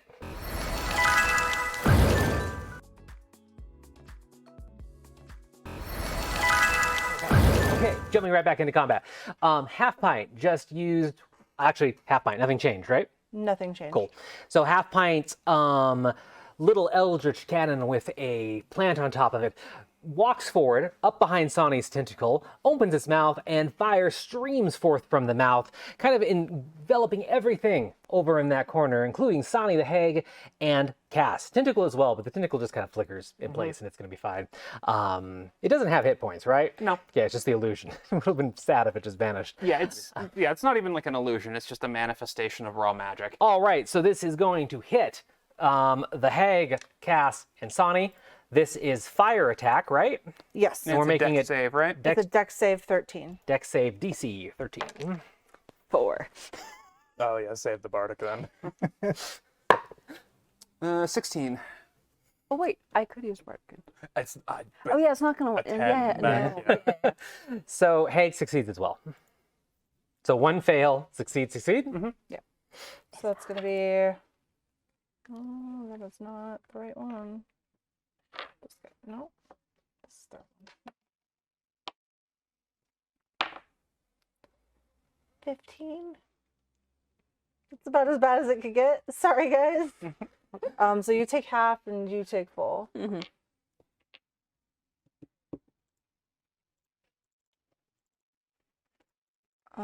And then let's see. Sani hasn't taken much. Is that the only damage? No, you because did? you hit her with that spell earlier. Yes, the hag veil. The hag. That spell. I did not. Thank you. Kindly. Off Thank camera. you kindly. How dare you? So, wait, does that knock Sani down? No. Okay. Absolutely shouldn't. Well, no, because I thought Sani, it did how much? It did a ton of damage to Sani. She made her save, though. Yes, but I was just saying that the damage previously, I didn't know if that was enough to overcome her hit points. How many hit points does she have left? By my count, she's in the mid-teens right now, so 16. Okay, that's way better than I thought. I thought she had. She has 34 base. Yes. Vander took the mega I'm hit. thinking of Vander's hit on Sani, which didn't happen. Okay, cool. So yeah, the flames tear out and tear into everybody. The hag still doesn't really catch fire like she should. Sani manages to just kind of dance around the flames and bat it out. Cass, it does really kind of singe her armor. How's Cass doing? Still on her feet? Yeah. Cool. All right, so that was half pints. Eldritch Cannon, what else are you going to do half pint? I'm going to take my crossbow out and I'm going to shoot at the hag. Okay. And the bolts are enchanted?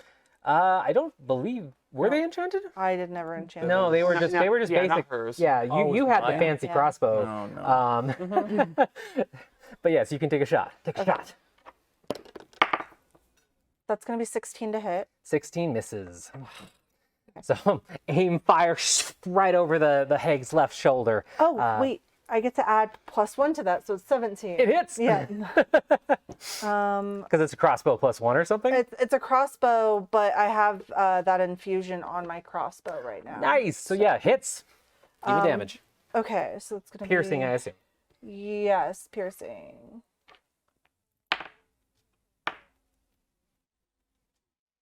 12 12? plus... Oh no, it's 1d8, so that would have been 8. 8 total, yeah. Gotcha. 8 piercing. All right. So yeah, you let loose the official first crossbow bolt that Half Pint's ever fired? Mm-hmm. Have they used a crossbow before? I would say that like she would have been trained on that before she was allowed to get her Okay. hands on the gun. So just with the group, at least, this is the first time she's used one instead of her gun, which just happens to be at the shop today, which was a crazy coincidence. This fight probably would have gone a bit differently with that piece of artillery in the alley. But the bolt lashes out and just sticks into its shoulder, right next to one of the other bits of spear that is still out, and it's a solid hit on the hag. Cool. So then it goes to the top of the order. Vander is stabilized. Not on the field currently, though. So perhaps next round, no sign of Vander at the moment, but they are stable. They are not dying, which is the good part, I think, with this. So the hag is going to go ahead and do a multi-attack. So the stone is still sitting back where the Eldritch Cannon crawled up from, so it's still a distance away. Instead of going for it, though, given how this is going, it is going to lash out.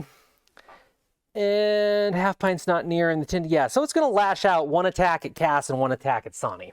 Okay. And it's just kind of, picture it as kind of like rearing up as it's turning around to refixate on the stone and just goes like this and lashes out at both of them. So first up we have Cass. 19? That'll hit. That hits. Okay. Just barely. Just barely. How dare you?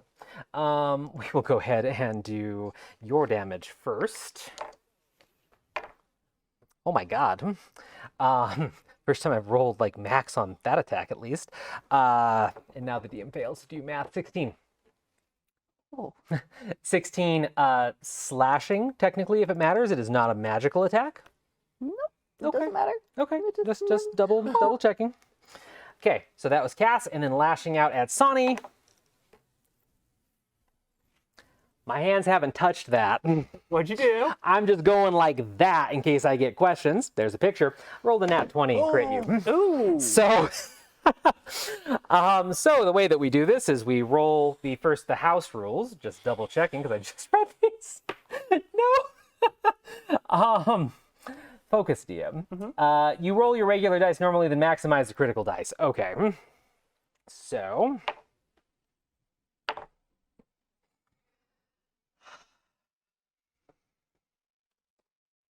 Sorry, doing math on a calculator just so I don't mess this up. What we got? Yeah, It's been good serving with you. 32. No, she's unconscious. It's not going to kill her. Yep. What's your max? 34? Yes. Okay, so it didn't succeed your max then. So Yeah, you're so fine. that's why I said it's not going to kill her. Yeah, so yeah, it lashes out and tears into Cass's, like one of Cass's thighs ever so slightly, like denting the armor, causing some bleeding. The other one lashes out and just sinks into Sonny's side, the claws going into the poor girl's flesh for a moment before throwing her to the ground. And Sonny crumbles to the ground. So, blearily trying to focus, going to have to start making death saving throws on your turn, which is coming up. But it is Matilda's turn. Why did I crit you? Why did you? Why did the hag crit you? All right, so here's what's going to happen. So Sani falls over and just is thrown. So the claws dig into Sani's side and the hag just discards her to the side. Sani goes down, probably blood smearing on the cobblestone, goes down probably, actually, given the force of the attack, I'm going to say that she moves a square back, somewhere like that, just for the marker. Okay. And she's down. She's going to have to start making death saving throws and is in a horrific situation. Matilda, standing on the rooftop, can see this.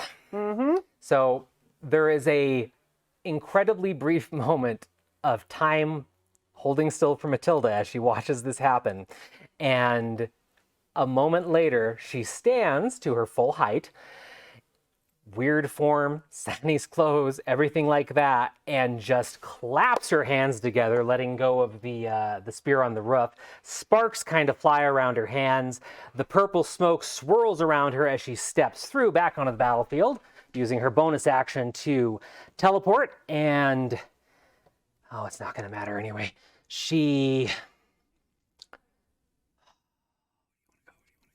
is going to materialize on the stone, like in the same square as it, which she can because it's just the stone on the ground. She's not going to do anything with it, though.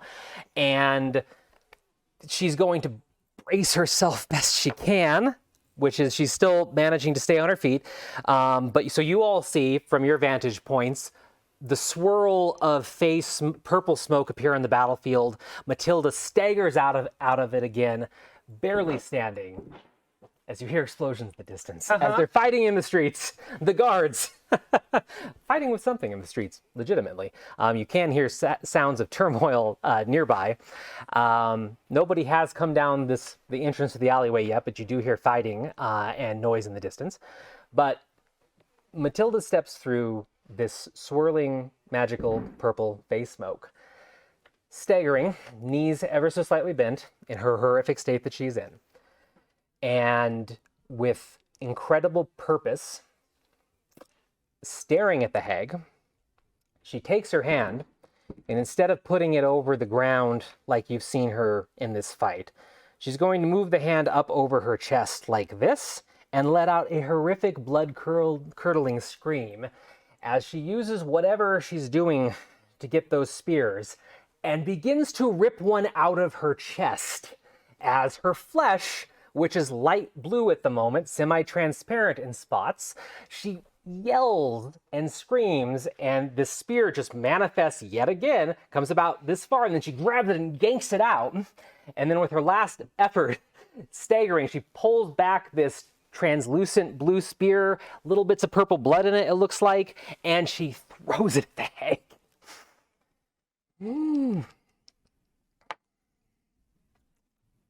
And she hits.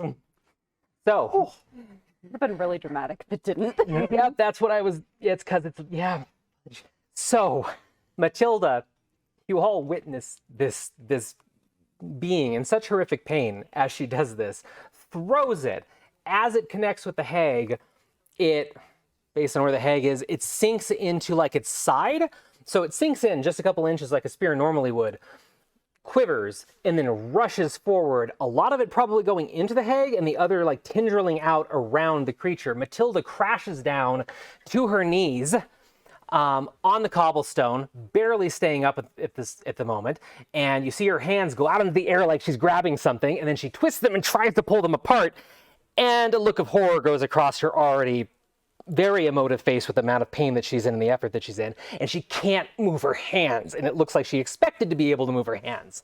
The hag struggles against whatever this is, and is suddenly frozen as it had been turning after discarding Sani to like look at this whole thing, and doesn't look like it can move right now as it lets its own scream out down the alley, filling the area with the scream.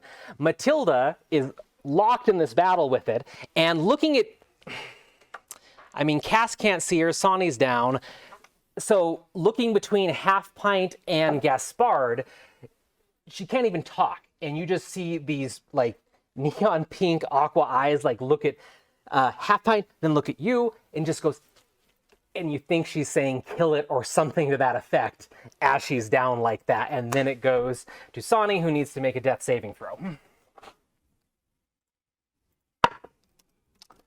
That's one. That's one save or Yeah, one? one save. Okay. So one save for Sonny, still on the ground. You can crawl up to 5 feet in any direction if you wish, but that's I think she's still a little too stunned from that. okay. So. That's fair. That's very fair. All right. So, Cass. Bardic Inspiration is a D6 right now, right? Yes. Okay. Like a D6. Going to try and hit her with my battle axe. Do I have advantage because she's restrained by You this? do. Oh, okay. It's a lot to hit. Oh, it's just so much confidence. Just like spill. She's like, oh, yes, I will not even bother adding these 31. dice. Yes, that hits. Damn. So yeah, you lash out and hit the hag that's just there. 9 slashing. 9 slashing. Okay. So you tear and do it. Any bonus actions or anything else that you can just dump a smite? Anything else you can do? Oh, I'm out of spell slots. I Oh well, can't smite. fine. I mean, I assume. But I am going to skirt around the hag. Okay. To Sani. Okay. Huh? So you as long as you stay in the attack. Well, it's restrained, so never mind. It doesn't matter. Yeah. But yeah, so you can make it right to Sani. And it was it a bonus action or an action if I want to feed a potion to Sani? That is a action. Cool. I will do that on my next turn or something. Okay. All right. So, Gaspard. Gaspard is going to, originally looking at Sani, looking at the stone, looking at Matilda, and just like, fuck. Kill it. Once again whispers, Imagine being trapped. Trapped for eternity. This is where you will remain. Dissonant Whispers at first level. Okay. DC 15. DC 15 Wisdom saving throw. Okay. This is not the thing I wanted to do. Fails. Yeah. 8 points of damage. What and kind? Psychic damage. Oh yeah. And what happens if it can't get away from me, but it has to want to? It has to use every action it can to get away from me. That's a great question. So yeah, it physically cannot move right now. It does not have. This is more information than like you normally give, but whatever. If our audience is, I love giving the audience more details and players more details. It is out of legendary actions that it can take when it's not on its turn. It doesn't have any lair actions because this isn't a lair. I am going to say that it hurts itself. I mean, I'm sure that somebody has constructed this as a rule somewhere, but if it's compelling and it failed and it wants to get away, it is going to tear and fight to get away, even if it's restrained. So I'm going to say it hurts itself. So go ahead and do physical damage. Do a D12 plus just a D12. Okay. Yeah. 3. Hey, that's extra damage. That's extra so damage. you can, and everybody can see it just kind of like struggle even more so. And like Matilda seems like she feels it a bit on her end. So you see her kind of struggle as well, but it is hurt as it tries to rip away and it cannot. And with that, it goes to Half Pint. I am going to. You use the Bardic Inspiration, right? Yep. I'm going to give Bardic Inspiration to Half Pint as well. Okay. Kill it! Kill it! Kill it! Okay, I'm gonna be so excited that Gaspard is telling me to kill something for once. You're just like, finally, come around. And let's see. So I see that you're near Sani. I can see Sani's down, and then. Okay, so since I see you're near Sani, I'm not gonna run over and help Sani. Okay. What I'm gonna do is I'm going to shoot at the hag. Yeah, from where I'm at. Okay. Crossbow, right? With my crossbow, yeah. Okay, go for it. 17 AC. 19. Hit. And then let's see. I want to do damage. That's gonna be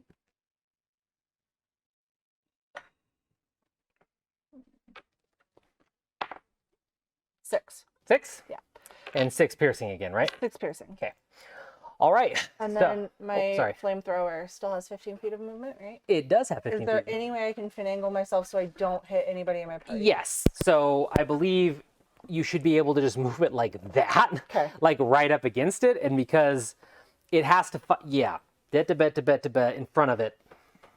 Yeah, you shouldn't hit anything with that. Stone building, it'll be fine. Okay, so and then I'm gonna have it Light it. blast it. Yeah, Light it blast up. the hag. How much damage? How much fire damage? Well, you need to dex throw. Oh, yes, first. I do. Fails 2 and 2. All right, so then it's gonna be. Oh my gosh! Sorry, someday I'll remember this. No. Yep. 6 damage. 6 fire, right? 6 fire. Okay. All right. So it goes back to the top of the order, and at the top of the order, Vander, a little worse from wear, but now able to be on his feet at least, tumbles around the corner of this building right here that just has a gap behind it, and is on his feet and up. So Vander gets to go. Okay. I think seeing everything and seeing the fact that everybody's just like beating up this restrained hag, I think we're just gonna do 4 attacks. So we're gonna run over there. Run over there. Do 4 attacks. Yep. All with advantage? Yes. Cool. It's restrained, so we can't do anything. 17. Dang it. 11. So 17. Got 1. 19. 19? And 20 not net. Okay, so three attacks. Damn. Attacks. And make sure you tell me which one's magical. Or which okay. ones are So I'll have the magical. last one be magical. Actually, second one would be magical. So first one is going to be 6, then 5 magical, or force, Yeah. and 7. So 13 bludgeoning and 5 force. Okay. So, Vandar stumbles around the corner, rights himself, and runs into battle, charging this hag, astral arms, coming back out, I assume, because he was knocked down, so he can re-trigger those. Let me make sure. Oh god.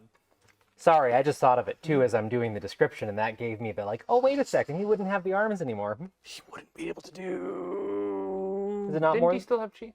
He has key, I think. Yeah, just the flurry of blows would also be a bonus action, so that would actually take off. You know what? We're gonna just say it happened. We're gonna Okay. hit easy on everybody for this time. You're piloting a character you don't know. Yeah, Yeah, completely. Yeah, not your fault in the slightest. Just and I only noticed because of the description. So Vandar runs over. We're gonna say the spectral arms are still there or were manifested in the middle of the room. Nobody really knows for sure. Runs over to the hag. Porcelain arms and astral arms working together beat into this thing. As Vandar kind of like pulls back from the attack and like the attack ready pose, the hag slumps and lets out just the most pitiful gasp of air as it's still being held up by this spell. And because of being held up by this spell, it's not really obvious besides the gasp and the brief slump that it has died. And Matilda, who's been like this the whole time, the second that that thing expires from existence, her hands rip apart and its chest splits open and actually is ripped apart like a good 5 inches or so, and then crumples. It falls in a bloody pile in front of you all, and Matilda's arm just kind of drop to her side, and she has this weird mix of like a ghost of a smile, very confused, scared. There's a lot of different emotions on her face. And she looks over at Sani on the ground, starts to try to mouth something. Her eyes go black, and actually, based on how she is, her eyes go black. DM's emotional. Eyes go black, and she slams face first into the cobblestone. I'm gonna try to catch her. I'm right next to her, right? No, she's over there. Oh, she's further than I thought. So Okay. she face plants into the concrete.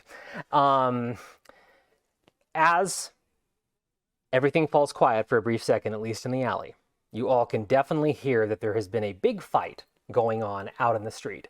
You hear metal on metal, you hear spells, and you hear yelling. So the reason that nobody's come down the alley yet is apparently they're dealing with something else. But you can hear guards out there. And in the back of... actually, can you roll a perception check for me? Me? Yeah. You're the rolling. one that would, well, so actually everybody that's up can roll perception checks. So everybody but Sani. Okay, so rainbow. Because there are multiple card. people here that understand this stuff. Natural 20 plus Nat 4, 20? so 24. Nice. Vander 18, Gaspard 12. Yeah, and then everything. 8. 8. Okay. I'm focused on some other things. Yeah, You are. You have a lot to be focused on. Yeah. So you clearly hear the guard captain out there yelling orders. So you hear Kovita, and she's out there like yelling. She's nearby, so you know the guards are there. Kovita's there. Vander hears the same thing. Make an intelligence check for me because your perception was so bad. I don't know if you're going to get anything from this, but I want to check. Gaspard? Yes. Okay. Intelligence. That's a 9. No. Okay. Yeah. Just wanted to double check.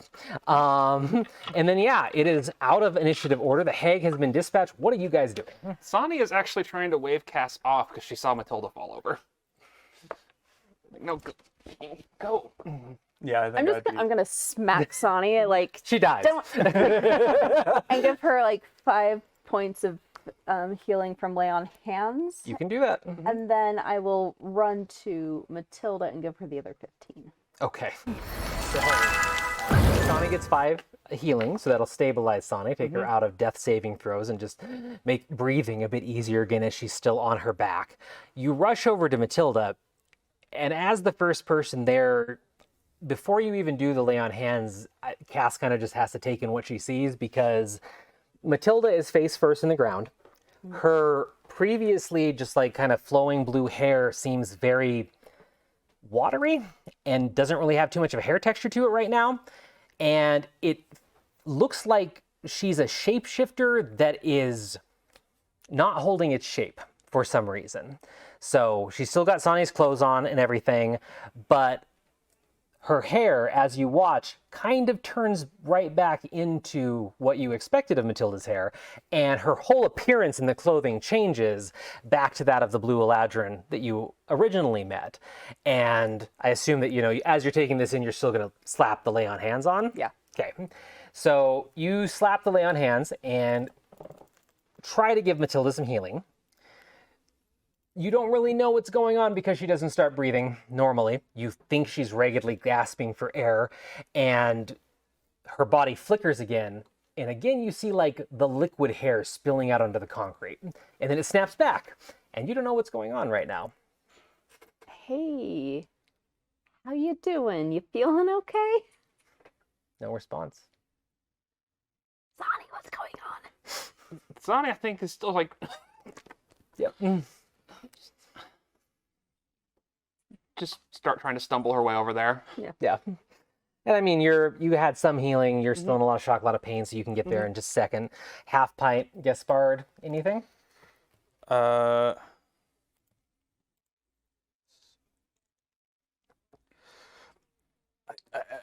guess the only thing I can think of to do is Song of Rest. Gaspard to just start being like, oh god, and like just like kind of not thinking, like not fully composed or anything like that, like takes out a script and like flips to the one about the witches and starts reading the script Sanguine, and it's just like, and in the end I think everybody was okay. Make another intelligence check for me. Okay. Separate thing. That is a 13. 13 total. Yeah. I'm not very smart either. I mean, look at your life so far. Yeah. I mean, I'm smarter than your average bear, but you know. I need to Discord you something really quickly. Okay. Can I charm my way through this situation? An awakened bear comes by and is like, you're not doing too well. You know what? I'm actually pretty smart. Just walks away.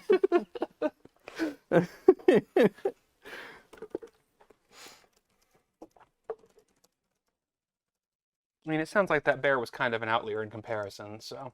Yeah. Yeah. That doesn't count. That bear is really smart. It talked. Hey, he's smarter than the average bear. Yeah. This conversation is a delusion in Gaspard's mind right now. Yeah, as he's like, oh, what's going on? So you're possibly about to do Song of Rest. You're thinking about things. How are you doing anything? I'm going over to. I guess I'm trying to help you walk. Yeah, and Yeah, that work. once Sonny gets over there, just dropping down onto her knees and like trying to roll Matilda over so that her head's on her lap. Okay. So yeah, Half Pint easily just kind of throws an arm around you, helps you over. Everybody's around Matilda right now except Gaspard, who's just a couple feet back. 10, 15 feet back. As you get there, you reach down and try to roll Matilda over, and your hands catch on your clothes, and you are able to move the clothes over, and Matilda kind of follows it, but something's happening, and she is like dissipating. So it's a really horrific and strange and eldritch kind of scene, because obviously something's going on with an illusion, because the old or the Eladrin form of her keeps like snapping back into perfect sync with the clothes, but it keeps flickering away, and it seems like her body is almost melting into the ground as you try to flip her over. So She's made of mercury. Oh, what did you do?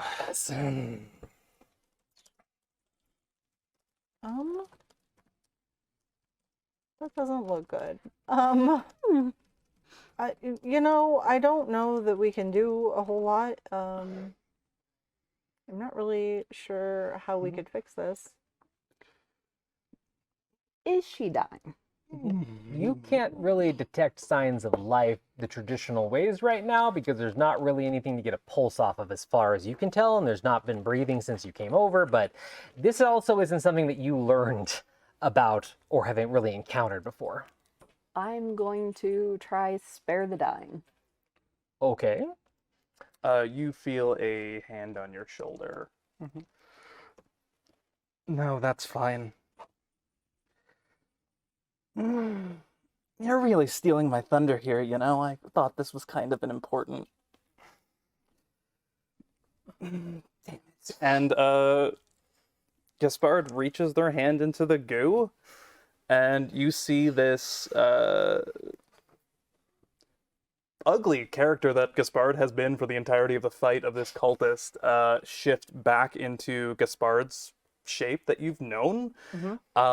As then all of the color begins to drain from Gaspard, and they become a really pale figure. Their other features, they become basically much more softer and more androgynous, as their hair kind of gets a little bit more messy, and their eyes turn absolutely black. And you now see this slightly smaller figure basically form. Yeah, and change into another being. Because you just happened to encounter one of these one of these species a little while ago, you all would recognize, you would possibly recognize a creature like this for a lot of different reasons, but there was one that you did pass that we talked about. And this looks like a shape-changer, a changeling, to be specific, with kind of pale white skin and dark black eyes. Gaspard? What are you doing? Saving her. After All right. you. Roll a D100. Uh-oh. There are modifiers because of what you're doing. 82. 82. So, as Gaspard changes into this completely different form, much more diminutive, androgynous form, their hand just goes into some of this like blue skin melting into goo on the cobblestone. Their hand just kind of goes into it, and they shift as well. Obviously a different color, still more kind of white, but it seems like there's some way that they're able to interact with what's going on. And all of Matilda ripples for a few moments, and you're able to stabilize the matrix, as it were. And Matilda's, the goo stops, and then slowly recedes back into Sani's clothing. And moments later, she seems like she's reformed. The strange visage is there. The illusion no longer is, and she has the horns and everything else. And you all hear her go, that's it, with face like kind of still down, but you can actually hear like ragged breathing from Matilda at this point. I think Gaspard stands up, looks at all of you, mortified. Shit. And changes back into Gaspard. And meanwhile, Sani just like immediately hugs Matilda and starts crying. Yep. As you hug Matilda, she does that like she's not conscious, and you can feel like the limbs kind of twist as you hug her tight, but you can feel breathing, at least as you begin crying and you pull her close. So And she's just gonna stay like that for a minute unless anybody interrupts her. Yep. Half pint. Did you know Gaspard is not Gaspard, but is Gaspard? That's Gaspard. He's just very good at disguising themselves. They're just very good at disguising themselves. Okay. Cass is like, okay, sure. What are you doing, Cass? So, how did you save her? I don't exactly know. You know, sometimes instinctually you just know that you can do something, so you do something. I'm sure she didn't know that she could rip her own fucking flesh and turn it into a weapon, but... Oh, God. Huh? Can you do that? I don't want to find out. Here, have a healing potion. I think you took damage. Oh, God. I'm fine. I'm fine. I'm fine. Cool. That's a pretty cool. I like this better, but that was a pretty cool. Yes, most people seem to like this better. So, Well, no. It was a cool disguise. That's pretty cool. I wish I could do that. Yeah, no, 100%. Yeah, no, it's a craft, you know. I mean, frankly, that's what I do. So she's alive. She's dead. I think we did everything. So let's fuck off because things are happening, and this is not what I expected. Oh yeah, there's don't noise believe coming it down without from the alley. Huh? There's noise coming from the alley, right? It's quieted down out there actually during all this happening, and you hear people kind of coming towards you. They're not running or anything like that, but you hear what sounds like guards coming down the alleyway, and they turn the corner, and it's only two guards completely armored out, like full-on helmets that are obscuring everything, sword and board, and Kovita is leading them. Kovita looks pretty much like when you saw her on the doorstep of her house. She is wearing more formal actual metal armor, and she has a crossbow that, like, it's just like this, locked, ready to go as she turns around the corner and she sees you all. Eyes fixating and narrowing on you slightly, but then she drops it and looks over at the hag, and you hear both the guards just gasp. And they rush over to it and just like start inspecting it and looking at it, and she just stares at it, and then stares at all of you, and then notices the person on the ground, and then Sani, and just kind of like individually like counts, and then begins like surveying the area, like she doesn't really care about you right now.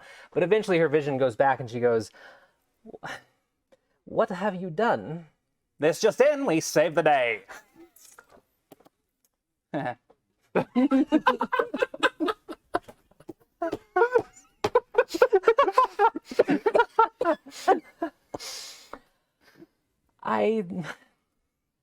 I think you did save the day. You killed that beast in there? Dear God, I hope so. I knew that voice couldn't be real. Well, I don't know what to say. I've never even seen such a thing before, but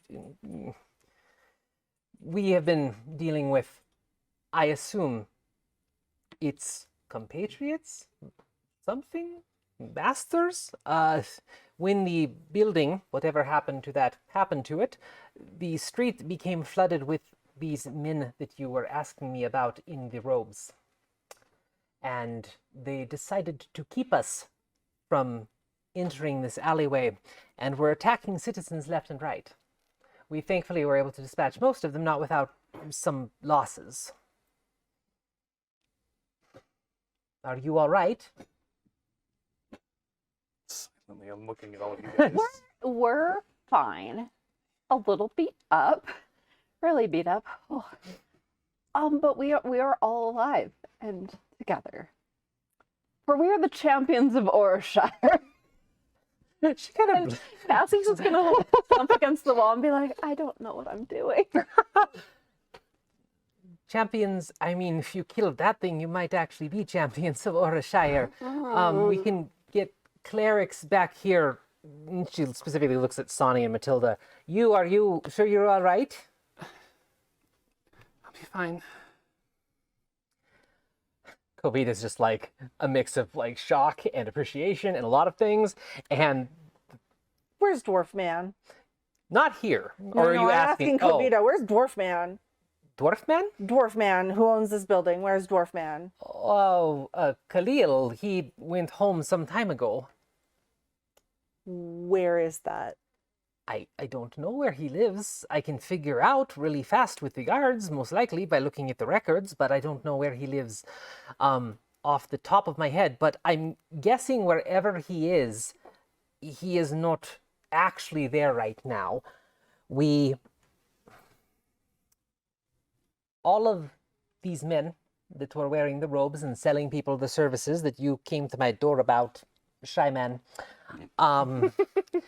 once we were able to defeat them and check their person, we noticed that they had symbols on them. And it is a symbol that most likely means Khalil is no longer in town and has fled with any of the supporters or whoever you want to call these people that are helping this thing. I have an idea where he is. You probably don't want to go there just yet, though. Okay. All right. This displeases me. You say that out loud. I say that out loud. Your best impersonation of Mummy. And I'm like, this displeases me. My friends have gotten hurt because of whatever that was, and he had to have been in on it. I want to know where he is. Understandable. I think we just have some things to talk about, and perhaps you all will want a piece of this family. There is a family. She just kind of sighs and reaches down and like pops something on the crossbow and like lets the tension loose so it's not sitting there with the tension, and then sticks it back on her back in like a pre-made holster. And she holds a hand up to you all and looks over to her men. It is dead, yes. And they nod. Go get everyone else. Make sure you get a healer, please. And they both run off. And she looks to all of you. There is a lot that we need to talk about in relation to this and what just happened. What I can tell you now is many years ago, Orashire was not the city that it is today because of a family that we will call horrific that ran the city. We eventually rose up, many citizens of Orashire, and we drove them away. And they have been gone for, give or take, 39 years, and have allowed us to flourish in that time. And she reaches down into her pocket and pulls out a little scrap of cloth that has the bright orange logo that you observed on the wagon when you were using the stopwatch. And she holds it high and just kind of holds it there for a second and like sees if there's any sign of recognition, which there wouldn't be. I don't believe any of you have ever seen this before. And said, "This is the Lowsteel family. Since this symbol was on these men, I want to believe they're behind whatever nefarious plot this is. So we have some talking to do. I have questions for you, and you most likely have questions for me, and we might be able to strike back against them, or at least find which one of them are responsible for this." Okay. And then I'm going to slink off into the corner and just make sure that Sonny and everybody's okay. Just keep an eye on everything. Okay. Guards left, nobody else. Matilda's out. Okay. Sorry, what was that family name again? A Lowsteel. Steel. Lowsteel. And none of you would know this, even though it's a delicious tidbit right there. So, Matilda is still out, cold, in Sani's arms. Kovita's standing there, having just offered a bit of explanation, as the two guards return around the corner. Two women in robes and one man in robes following them as they head towards the group, and walk over to see if they can help with healing anybody that's injured. And I think that's where we're gonna have to go, sadly, because it's 10:04 and we're usually over at 10. And oh my god, So, but I mean, we still have a few minutes, so I'm gonna give you a few minutes at least. Anybody want to do anything else before we end on this scene? I think Gaspard would go over to Sani and would take their, magical cloak, which is still in Yes. pristine condition, Yeah. and kind of drape it gently over Matilda and say, I think our friend Anastasia probably needs a little bit of care, but maybe she doesn't get questioned today. Sonny just kind of nods slowly and kind of just gently, being very, very gentle, like still holding her and just like trying to smooth out the hair out a little bit. Okay. All right. Well, I guess we're gonna end there with everybody in the alley after the in the aftermath of this battle with the hag that you defeated. And no sounds like that. You killed a night hag. You should be very proud. Whew. And you did something incredibly selfless and incredibly kind, and I can't even process And it right now. incredibly dangerous for you. And it sounds incredibly like. dangerous I don't know. for you. So I think that we're gonna go ahead and end on that lovely note. All these wonderful players, and we will hopefully be back next week, same time and place, 7:30 PST, here on Mythical Family on Twitch, Sunday, for the next episode of the Prismatic Dragonfly Tavern.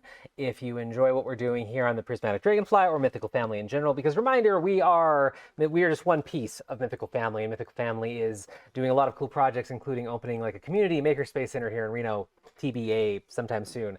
We're going to be running different games. We have Gaslands, which is most likely going to be at local events here soon, and just a lot of other fun projects brewing. So if you like what we're doing, you like a group of diverse gamers that are trying to get games out there for anybody and everybody, follow us on Twitter, Instagram, come join our Discord, talk to us, share memes about Catspard and all the wonderful things that these players have come up with. But in the meantime, have a good night, and we'll see you next time. Bye!